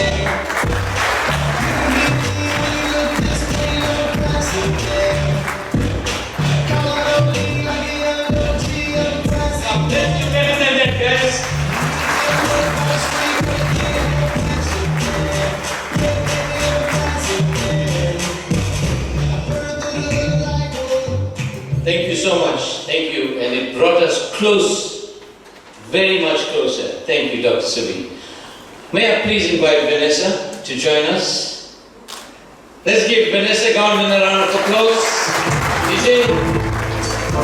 The following winner was Anishina, Bob, and Bull. Join us.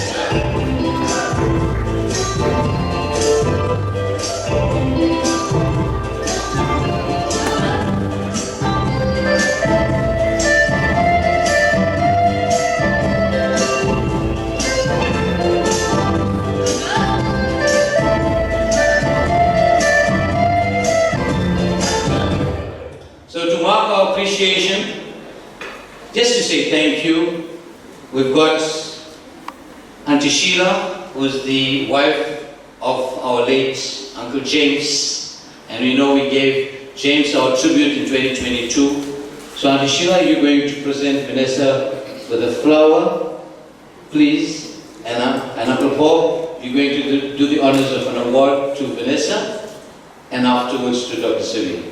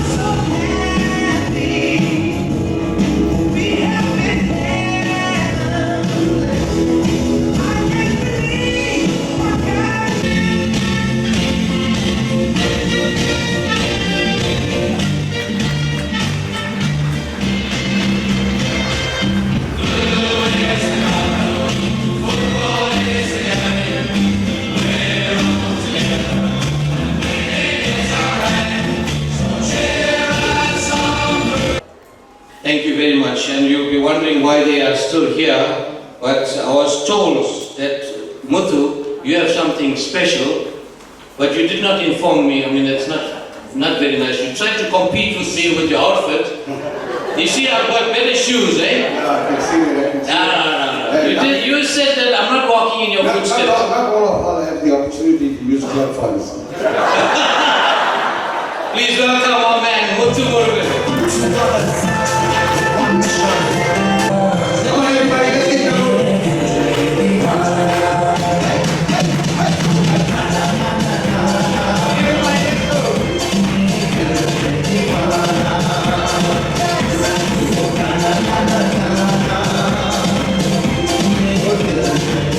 Let's clap those hands, let's go. Pick up the music again.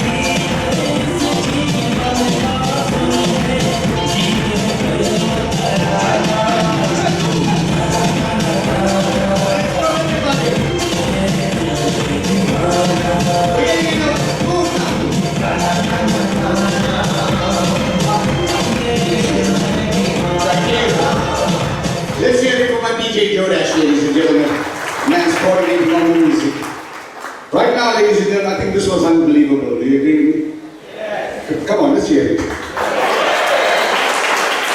You know, there was a guy whose name was Unbelievable. And he told his wife, when I die, please do not put on my tombstone my name Unbelievable. Because from the time I'm born till I go to work, I come back, people tease me with that name Unbelievable. And this guy died. And his wife honored him. On his tombstone she put, here lies my husband, the most decent man, the most honest man, a man that you could trust, who will never deceive you. And that was the epitaph on the tombstone. And everybody walked past that grave, looked at the tombstone, and said, that's unbelievable.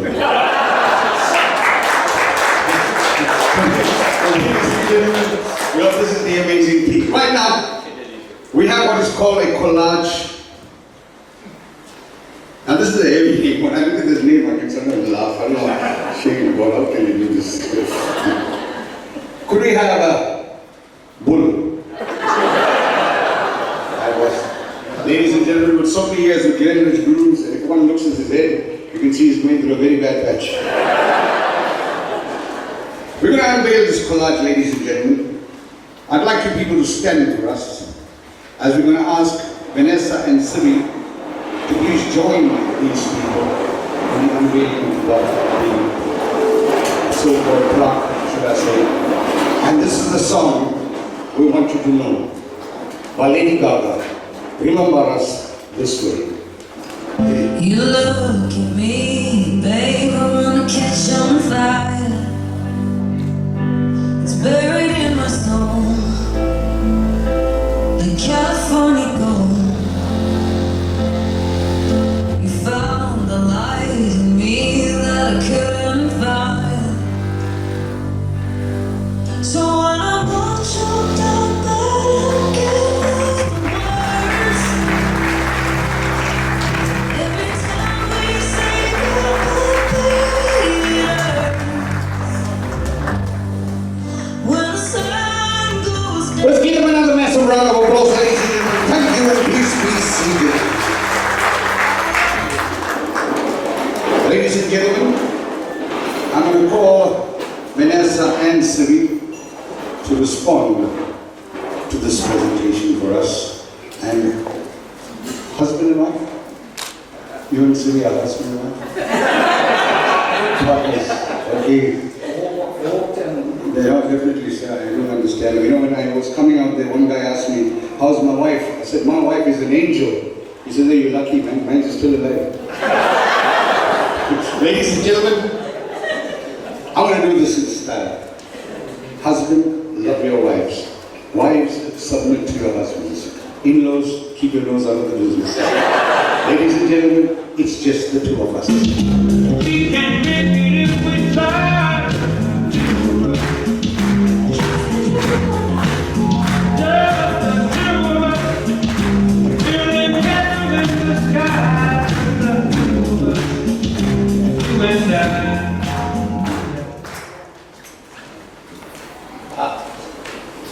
We weren't expecting to reply, but I thought we'll say a few things. My boss, who has much more to say than I, says, you speak.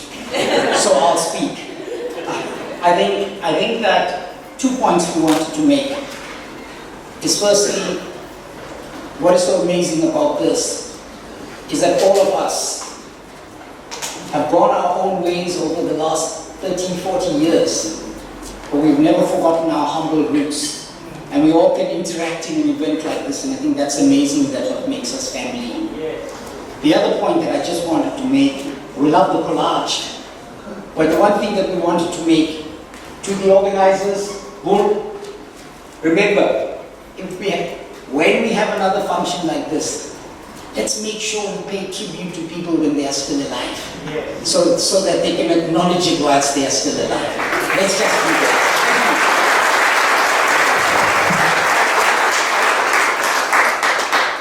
Good evening, everyone. I think that's, just wanted to say thank you for the recognition. I want to say a very big thank you to the organizers. This is an amazing surprise, which was actually not necessary. But I think at the time when we had this discussion about reviving the whole thing about Glenridge Blues, which is very special, coming from Shalkwas as well, it meant so much for me to see the women around us today. Because soccer being a male-dominated sport kind of dominated the environment, but yet amongst us were some amazing women athletes. And I'm hoping at the next function that recognition is brought to the fore. And I would appeal to all of us, I mean we all 15, we can see the day has taken over, that our kids and our grandchildren start to take to sport again. Because there's nothing better than having a balanced body and a balanced mind. I thank you. Enjoy the match.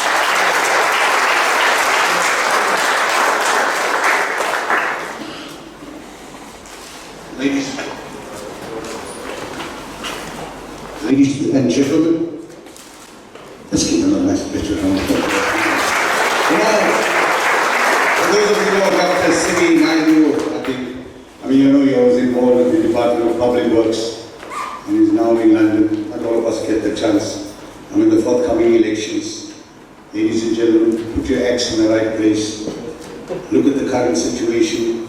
Those of you who heard Becky Keller on TV make a statement 2 weeks ago. You reckon last week we've arrested 467 guns.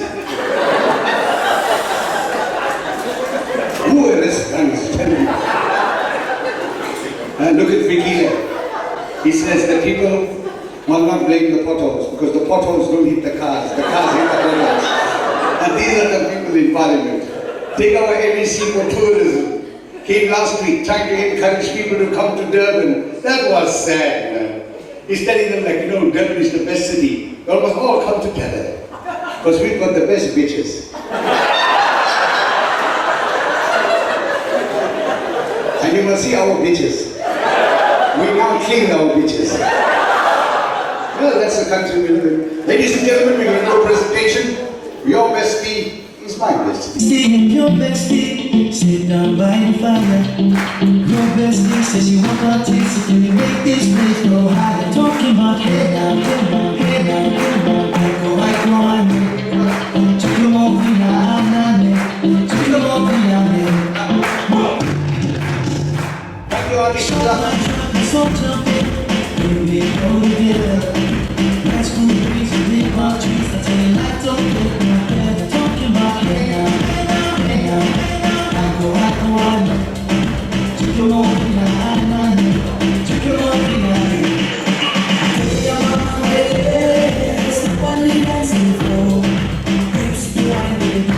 Thank you.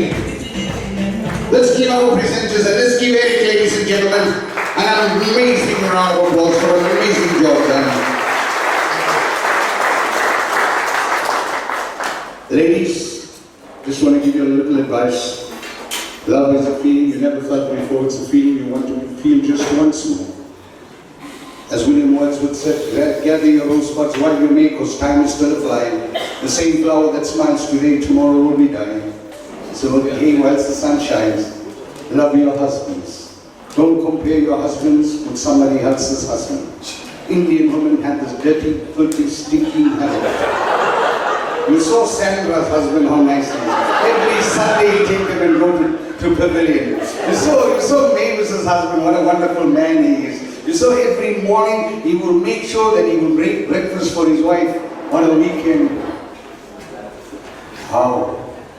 6 months after I got married, my wife is comparing me with a man that lives across the road. Says, Muthu. I said, what? She says, Muthu. I said, what? She says, why can't you be like Ravi? I said, who the hell is Ravi? She says, Ravi is the man that lives across the road. So I said, what about Ravi? She said, why can't you do? No, Madri, we don't need to, who the hell is Ravi? Says, you must see Ravi, man, every morning he'll kiss his wife before he goes to work. I said, so what? She says, why can't you be like Ravi? I said, who said I can't be like Ravi? Introduce me to his wife. How? Ladies and gentlemen, you know what I love about this country? No alcohol. And that how suffering it was. They must be swearing under their breath. I can know how it is. I can know that feeling. But alcohol is cunning, powerful, battling. Alcohol will add to your miseries, multiply your debts, subtract from your wallet, and divide your family. That's the power of alcohol. Take it from me. I'm telling you, I'm a recovering alcoholic. 4 years ago, I come from Chatsworth, driving up Higginson Highway. My brother said he was also a comedian, sitting there. I'm bothered of my mind. Indians describe a drunkard the best. Tananas, Bungai, Kanat. And there am I driving up Higginson Highway. I'm driving straight. Now when the light post came away, I'm hitting it straight. Now I'm coming up Higginson Highway, going off to the baby off ramp. And right at the corner, roadblock. Blue lights are flashing, flashing. My brother said, Muthu. I said, what? He said, Muthu. I said, what? He said, Muthu. Carols, carols. I said, what about the carols? Then he can see no trouble. He said, we're going to lock you up. I said, don't worry. As I came close, I said, God is for the alcoholic. Watch this. I opened the ashtray. I hit man in the ashes. I hit the across my forehead. As soon as I came with the policeman, he looked at me. You can carry on, Swami.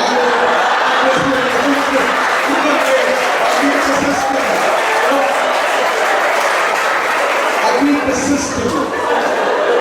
And guys, how many of you have had your experience when you drink, your wife shouts like she's drunk? Why they jump when you're having a good time? How is that possible? I have a good time, man. When I go home, I'm tired. You had a good time? I'll tell you, my back is paining. Oh, when you're shaking your ass, then nothing happens. Now you have to take that. Now what can you do? That's how it is. That's how they are. Now you got to live with that. Then I'm sitting in Solomara 34 years ago, and my friend went up past 11 gave me Muthu, I'm buying for lectures. I'm saying, which university opened this part of the world? Make it normal when I go for closing or floor, start the lectures. I said, hey, boss, you know me, Muthu, I'm a decent. I said, I know that. I said, no, me, Muthu, when I go home, man. I'm very gentle, Muthu. When you hear the key sound, I open the door. I won't open the door full in case it creaks. So I open halfway and I squeeze myself. Then I gently close it. I tiptoe, Muthu, even though we got carpet. I tiptoe and I walk. I gently open the room, bedroom. I think 5 minutes to take out my clothes. I lay it so gently on the couch. Right? I put one leg on the bed in case I shake the mattress. Then I put the other leg. And I don't cover myself with the duvet because I'll pull it, she'll get disturbed. And I lay down gently. And this woman would look at me and just say, next time to come. I said, you are stupid, man. Must do what I do. Say, what you do? I said, me. Chatsworth boss. Unit 1, Sharky's joint, Karya's joint. When I go home, go to a rickety, rackety gate by the posing. I don't shake that gate, you will know the Lani is coming. My Dada is, yeah. Hey, I'll rake that thing, I'll take that key, I'll jiggle it like I can't find the key holder. Because I hear the sound. When I open the door, I'm banging against the wall. Muthu is, yeah. And bang the door, now I'll look for the coffee table. Purposely now. There's one vase. Yeah, keep the coffee table. The vase must follow. Lucky it's a brass vase. Then I go the door, take my clothes, I just throw it on the mirror. I'll jump on the bed with a tug. I hit her one in the ribs. I'll ask her, are you in the mood? Hey, she'll act like she's fast asleep.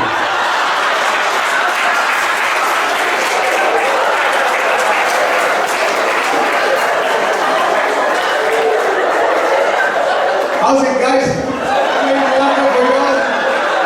I made it happen for y'all. That is the reality, ladies and gentlemen. But you know what? We all go through these things, and this is it. And you know what? I can remember when I was 20 years married.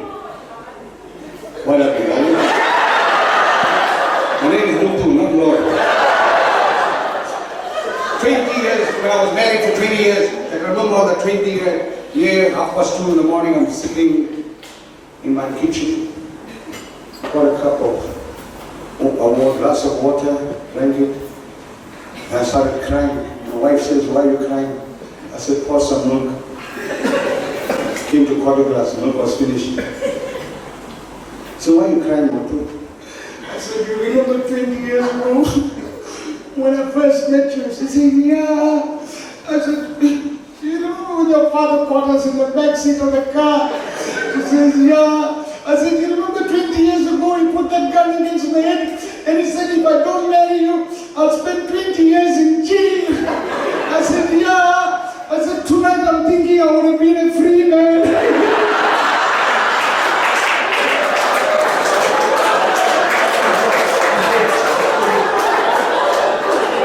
Ladies and gentlemen, I was just getting a little bit back into the track, you know?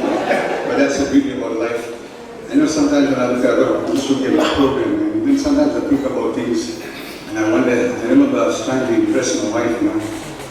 So I bought these boots, you know, that time was cowboy boots. You remember those ones, see? Those who should have the cowboy boots, and we take our trousers and push it inside, you know? Look like chutias. Right. Now, we have bought these boots now. So I'm walking in the house now. We have the parka floor. What floor you call it? Parka floor. But they make sound. I'm walking, tuck, tuck, tuck. I'm walking. Hey, my wife not saying anything. Say, what's wrong with you? I said, I want you to look at my boots. She didn't say nothing. So this woman, I'm sure. Went in the bathroom. She got all my clothes. Completely naked. Stop imagining, auntie. Now, only the boots. So I said, my wife looked at me. What do you mean? I said, can't you see them? She says, what must I see? He was looking down yesterday, he should look down today, and he look down tomorrow. I said, you're stupid, it's not looking down, it's looking at my boots. She says, then you're stupid, you should have bought yourself one hat.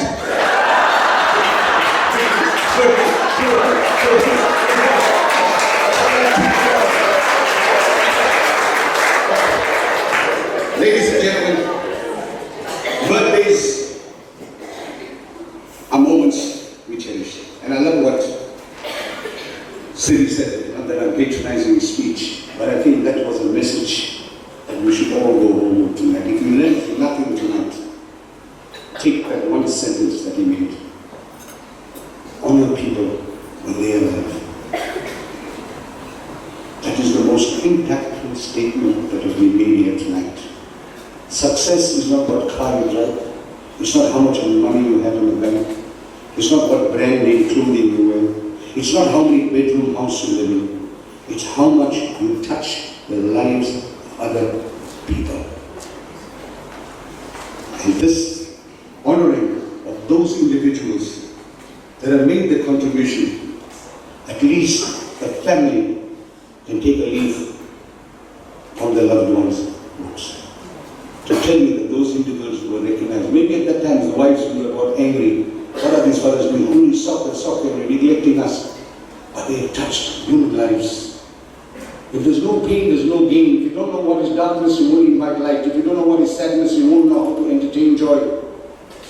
And if you didn't taste what's bitter, you'll never know what is sweet. But these are the things that should create a better society.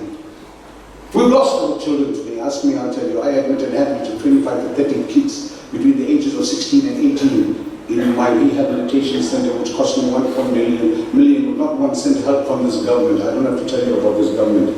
On an electric plug, you get AC, which is alternate current. You get DC, which is direct current. You get ANC, which is absolutely no current.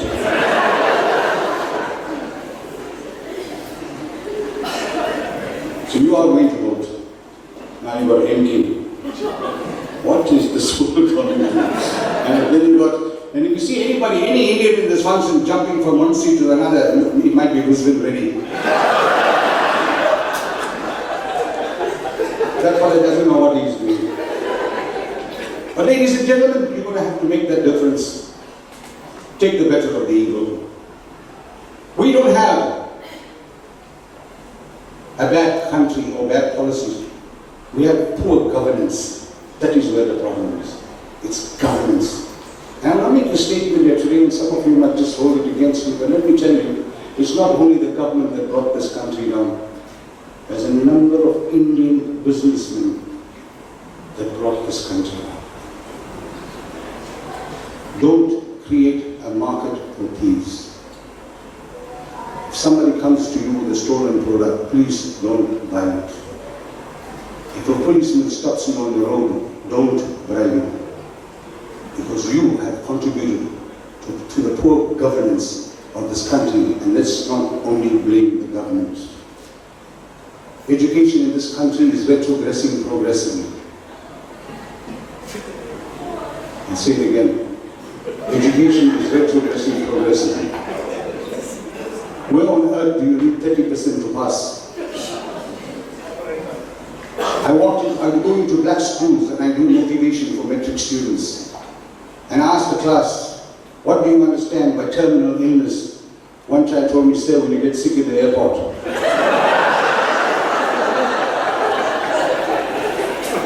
You seem a joke.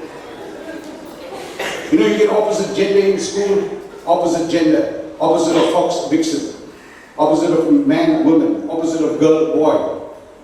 One of the questions was, what's the opposite of cult? The child put that's it. Where is education going to? I asked the class, I called a boy named Bongani, I said, Bongani, there's the world map on the board. Show me where is North America. He walks to the board, he says, sir, this is North America. I said, brilliant, Bongani, give him a round of applause. Then I asked the class, who discovered North America? They all said, Bongani.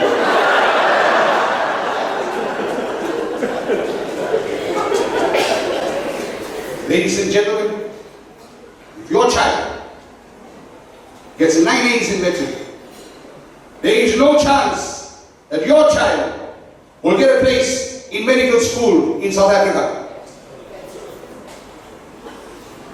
450 doctors that I know of that belong together for the last 6 years cannot get the right to write the entrance board exams. And the medical condition of this country is gone to the dogs. I don't know what's going to happen with NHI. And if you're not going to make a difference, and if you are not going to stand up, then live with it. Then live with it. But you know what? You're not going to be around. It's either your children or your grandchildren. Drugs have torn the Chatsworth and Phoenix community apart, and everyone knows where it is happening. Everyone here knows somebody who's involved in the dealing of drugs. And what are you doing about it? I had an 18-year-old boy who was put into King George, who was a victim of sugars and unga, who attempted to rape his mother. Shocking, isn't it? How many of you got copper pipes still in your house? The same fellas are criminals, are going to become ardent criminals if we don't fight the drug problem. Do you know what Munga looks like? Do you know what sugars look like? Do you know what crystal meth looks like? Do you know what rock looks like? But let your child bring it in, you don't even know how to identify it. That's how educated you are. Ladies and gentlemen, I make this cry to you. Go out there and make a difference. Get the message across. Support. I heard a program in Chatsworth, cost me 100,000 rand to put together my personal funds on human trafficking, drug abuse, child abuse, gender abuse. If I tell you this, would you believe me? Book the whole ground, put stage, sound system, live entertainers. Only 30 people gave. 30.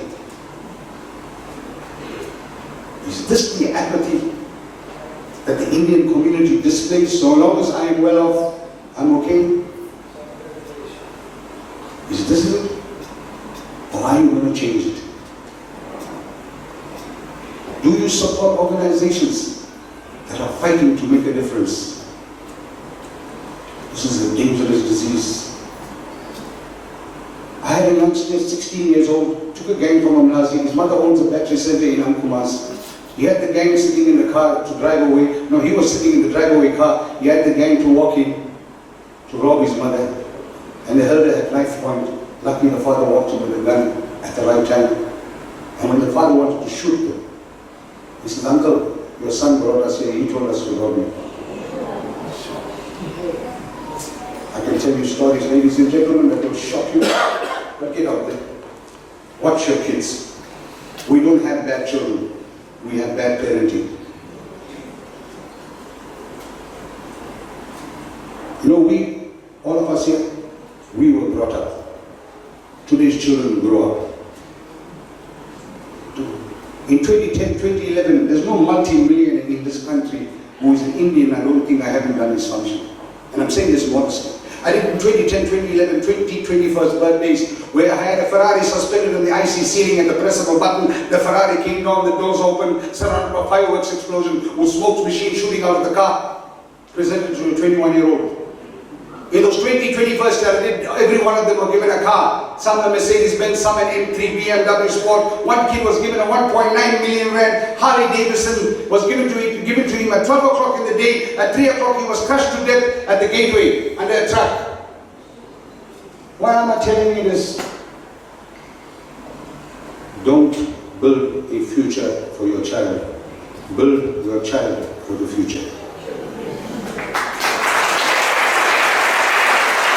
Ladies and gentlemen, I'm leaving you with that, Mr. Bull. Has got some announcements to make. We have some people who are celebrating some special occasion. I'm going to give him the microphone.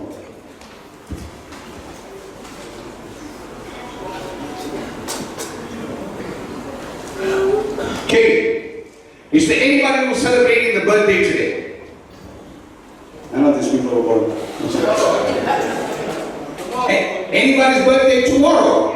Come through, come through, come through, come through, come on. Give them a big round of applause. Come, come, come. Come. Oh my God, look at this. Look at this, boss. You from this table, she's from that table. What God has put together, let no man put us together. Anybody else? Let's do it, DJ. Let's do a happy birthday for you. Happy birthday to you. Happy birthday, happy birthday, happy birthday to you. I want to do something special for you.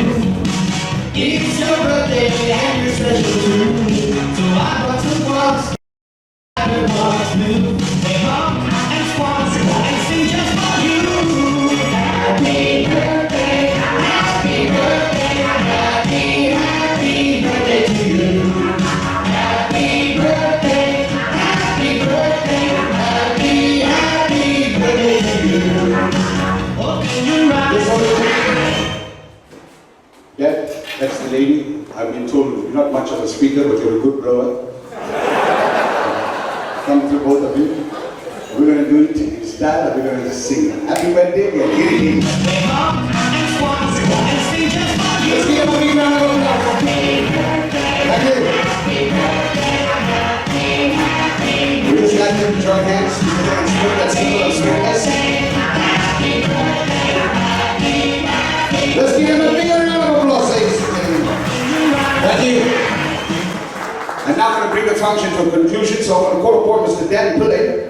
Do you have a special announcement to make?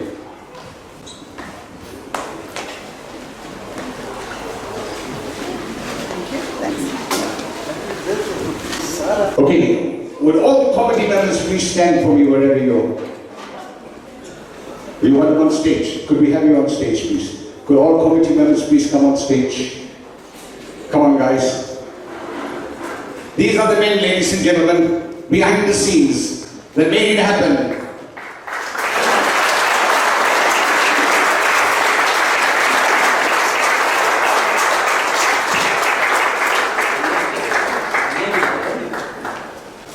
Let's give them a big round of applause. I think we've got everybody here. There's so many documents for me to work with in this program. You know, Eric made me sweat for my money. Kevin, Joey, Larry, Junior, Larry Senior, Bob, Bull, and Eric. Where are these guys? Cindy Garvin to present the tokens of appreciation. Cindy, would you please come forward? And I would like the song, We Are Family, ladies and gentlemen. Let's hear it.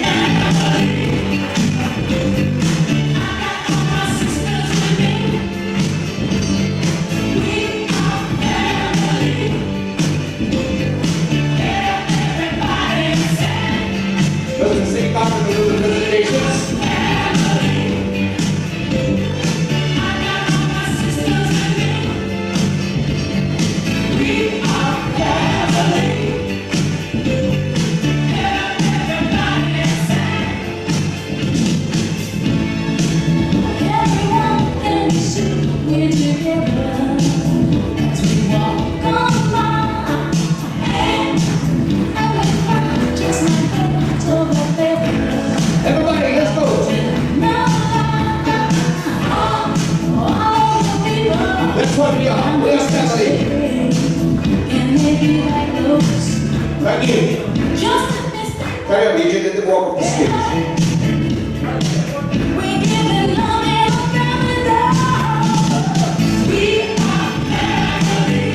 Check it out, check it out.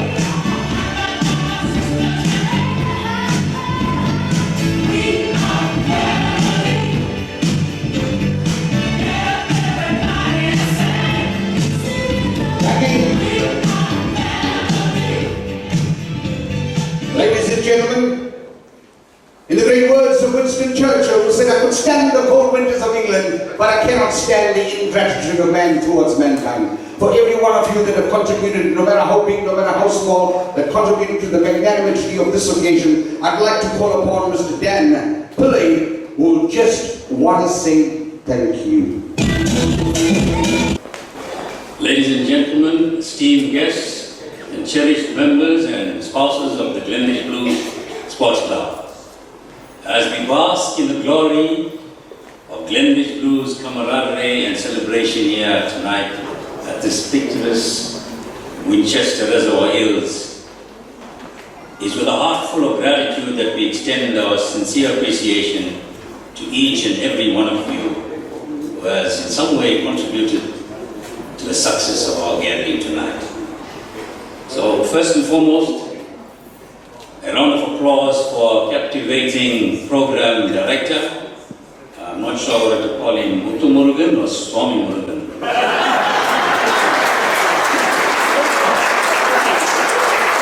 I prefer Swami Murugan because of the pearls of wisdom that he shared with us tonight. And I think many of which were said in jest, but the serious intent behind those pearls of wisdom must be acknowledged. Thank you, Murugan. Swami. All right, so he's going to continue to use his charm and wit to keep us all engaged throughout the night. So we look forward to that. And of course, Eric. Eric, thank you very much for bringing dignity and decorum to the function, the manner in which you presented the Lifetime Achievement Awards really gives this a very honorable feel and tone. And I think all the tributes that were paid by all the speakers here, there are lessons, very powerful lessons to be derived from those tributes. And tonight I think we can take those tributes home and try to emulate those qualities as we think of the Lifetime Achievements Awards made to our late stalwarts. Let's not forget to acknowledge the creative artists behind our stunning venue. That's Samantha and Administrator Chala Chetty, who have transformed Winchester into a real hidden gem, and I understand that's what it's called, a hidden gem. Our heartfelt thanks extend to Janine Ephraim for weaving together the vibrant collage that adorned our space, adding a touch of class to our festivities. Of course, what's a celebration without music and entertainment? Our gratitude goes out to the talented, again, Muthu Murugan and his band of musicians for promising to fill the air with melody, rhythm, fun and laughter. And we're going to have more of that tonight. Thank you. Shout out to Ashwin Singh here for immortalizing our memories through his expert photography and videography skills. I'm sure each and every one of you will be caught tonight. And kudos to Melvin Naika for his meticulous attention to detail in printing our Lifetime Achievement Awards and crafting the reunion banners. As you came in, you saw that, adding an extra layer of prestige to this event. We owe a debt of gratitude to Mali and Larry Gowden, Sr., for the warm hospitality and for graciously opening the home for the weekly meetings held by the organizing committee. Thank you, Mali and Larry. A heartfelt thank you to Marlon Chetty for his generous private donation, which has helped bolster our cause. To all our donors who have pledged their support for the worthy cause championed by the Shallcross Youth Forum, your contributions are invaluable and we are deeply grateful to you. A special nod to Sumaya, our chairperson of the Shallcross Youth Forum, for your tireless efforts and unwavering commitment and dedication to all your causes. Your selfless service will not go unnoticed, I can assure you. To our guests, both near and far, your presence has enriched our celebration, and we thank you for the sacrifices you made to join us on this momentous occasion. I understand also that we have some folks who traveled from abroad to be with us tonight. Now that's a testament to the respect, prestige and loyalty that Glenridge Blues have earned over the years. And also to the 4 guests of City who have graced us with their presence tonight, we extend our warmest appreciation. A resounding round of applause for the organizing committee led by the incomparable Bull Naikan and comprising Kevin Pillay, Juni Naika, Larry Gowden Sr., Larry Gowden Jr., Eric Ramsamy, and Bob Gowda, whose dedication and commitment made this event possible. Another round of applause.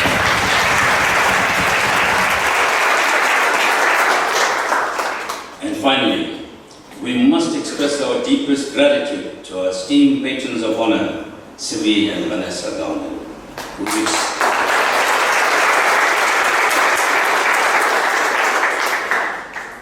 their extraordinary generosity and steadfast support have served as the bedrock of Glenridge Blues Sports Club. Their genuine commitment to the club has not only provided crucial financial backing, but has also infused in our endeavors with a sense of purpose and vitality. Their visionary leadership and dedication have played an instrumental role in shaping the very fabric of this iconic club, allowing one to thrive and flourish, and more importantly, in helping to keep the proud legacy of the club alive. And you heard from Siri tonight, where he clearly states this is more than just a club, this is family. So I want you to embrace that thought tonight and really go out of your way to get to know each other and really give effect to the theme of family. So with heartfelt sincerity, we extend our profound thanks to Sylvia and Vanessa for breathing life into this event in such a truly remarkable and magnificent manner. Thank you guys.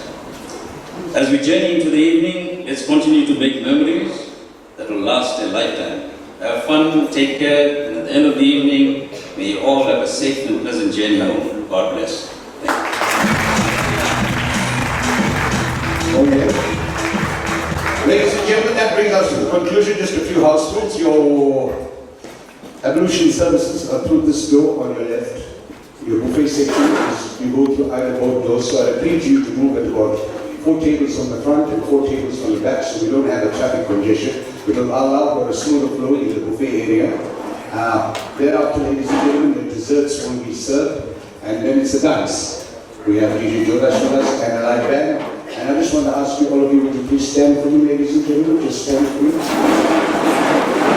And the cameraman being ready, please. Now what I want is all the ladies just to put their hands like you're praying to God. Just put it together, please, and raise it. All the men, put your hands as about to touch. In other words, like you're asking God for something. Just have it open. Don't really touch, but just have it like that, open. Men, please, take this photograph, so when I go home, I'm going to show my family you gave me a standing ovation. Ladies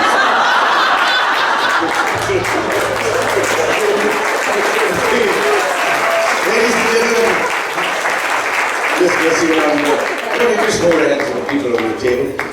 Just hold hands with each other. We are family. I want you to look at them in the face and ask the question, when will I see you again? When will I see you again?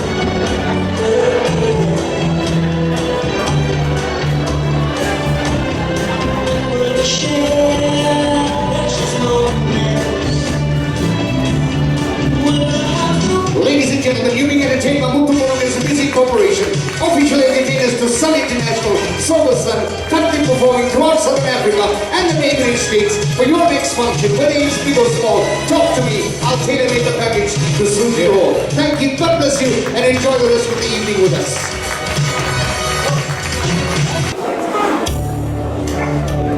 In other words of the song, sing along. Like I said, a dedication to Coach Mike Woodley.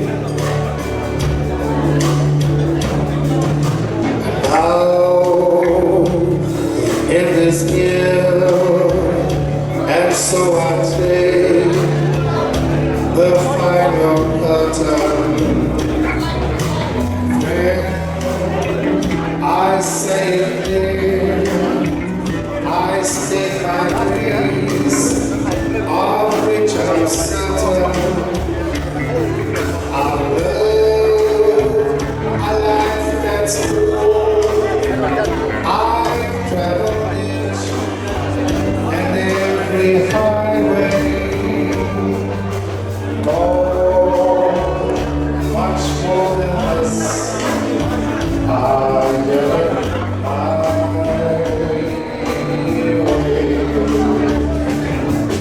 regrets, I read a few, but then again, too few to mention. I heard what I had to do, and saw you through without exception. I read each charted course, each careful step along the byways, and more, much more than this, I will find. Yes, there were times I really knew when I was tough, more than I could chew. But when closed down, I went up and stepped out. I just go back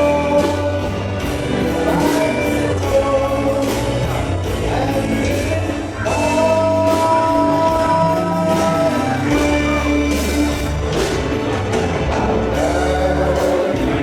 I'll never cry, but then again, that share of losing. Now, as tears subside, I find it all so amazing to think I did all that. And may I say that in a shy way, and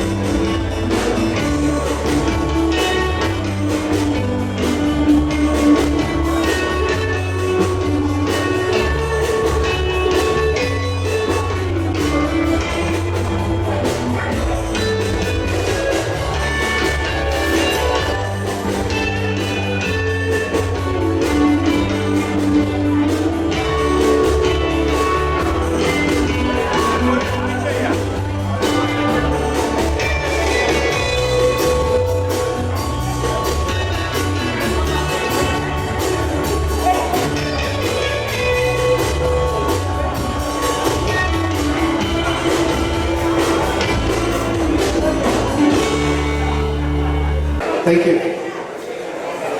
Ladies and gentlemen, just a second, please.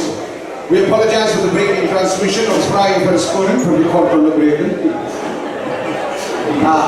We'll be coming on your tables, and we wanted to revive the club or revitalize this club. We'll be leaving pledge forms on your tables. Put in and come to your tables, irrespective whether it's 10 rand or 10,000 rand. Every cent is going to contribute to the founding and the launch of this organization once again, where Glenridge Blues will become a name to reckon with in the sporting world. So please, your pledge forms are now going to be pledged to the tables.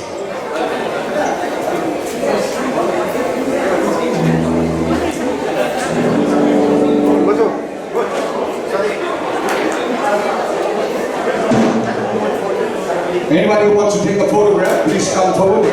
If you want memories of this occasion, come with your family groups or your friends.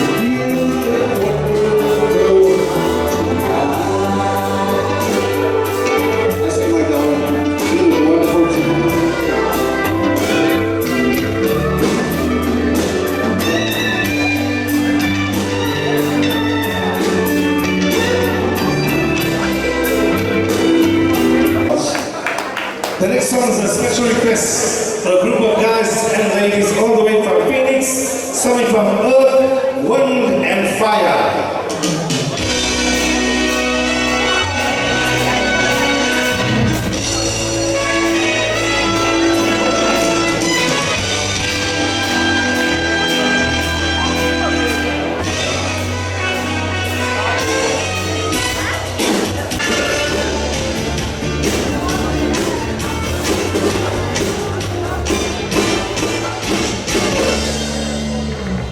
That's a special request for the guys from Phoenix. Okay, ladies and gentlemen, let's get a big round of applause for Music Corporation in the back. Let's give them a big round. Come on, guys. I think they've done a fantastic job. On the bass guitar, ladies and gentlemen, is a man who's been approximately 50 years in the world of entertainment, Mr. Jacko. Let's give him a big welcome to my Glenridge Blues. Ladies and gentlemen, on the drums, a man who's also a legend, almost, I think, 55 years in the world of entertainment. Put your hands together for Mr. Sullivan. Let's give him a big round of applause, ladies and gentlemen. Known as the Indian version of Carlos Santana, ladies and gentlemen, Joey Ricky Nelson, a legend in lead guitar. The one and only. Let's give him a big round of applause. And not forgetting, ladies and gentlemen, a school principal and a man who's taking South Africa by storm, Mr. Lenny Bowles. Thank you. And ladies and gentlemen, the unbelievable, the dynamic, the fantastic, the amazing, and the wonderful, the incredible. Put your hands together for Muthu Murugan. Okay, I'm just doing it. Now, for those of you who have, the band is going to take a break, ladies and gentlemen, DJ Jodash, who's also taking the country by storm. You must have seen him on TikTok, and I'm sure he's going to keep you on the dance floor with all your old school and the current hits. He's a legend in his right, ladies and gentlemen. The one and only. Let's give him a welcome. Jodash, DJ Jodash is his name. Entertainment is his game. It's his style that brought him fame, and he will leave the dance floor, don't finish it. Now, let's get on to your pledges. How many of you have filled in those pledge forms? Well, here you are. Could I have your pledge form, please, darling? Let's give it a start, let's see. Okay, have you guys collected the pledge forms? I think you want to remain anonymous. You wouldn't want us to mention the amount. Is there anybody who wants us to mention the amount? Mention, there's no pens. There's a pen, auntie. That pen only writes amounts about 5,000. You got the ink holder. All you individuals who have made your pledges, please come, ladies and gentlemen. Please hand it over to the officials, and I'm sure they'll be eager to announce the figure later. Mr. Bobby, just check on your pledge forms. And now, ladies and gentlemen, it's over to DJ Jodash in the house.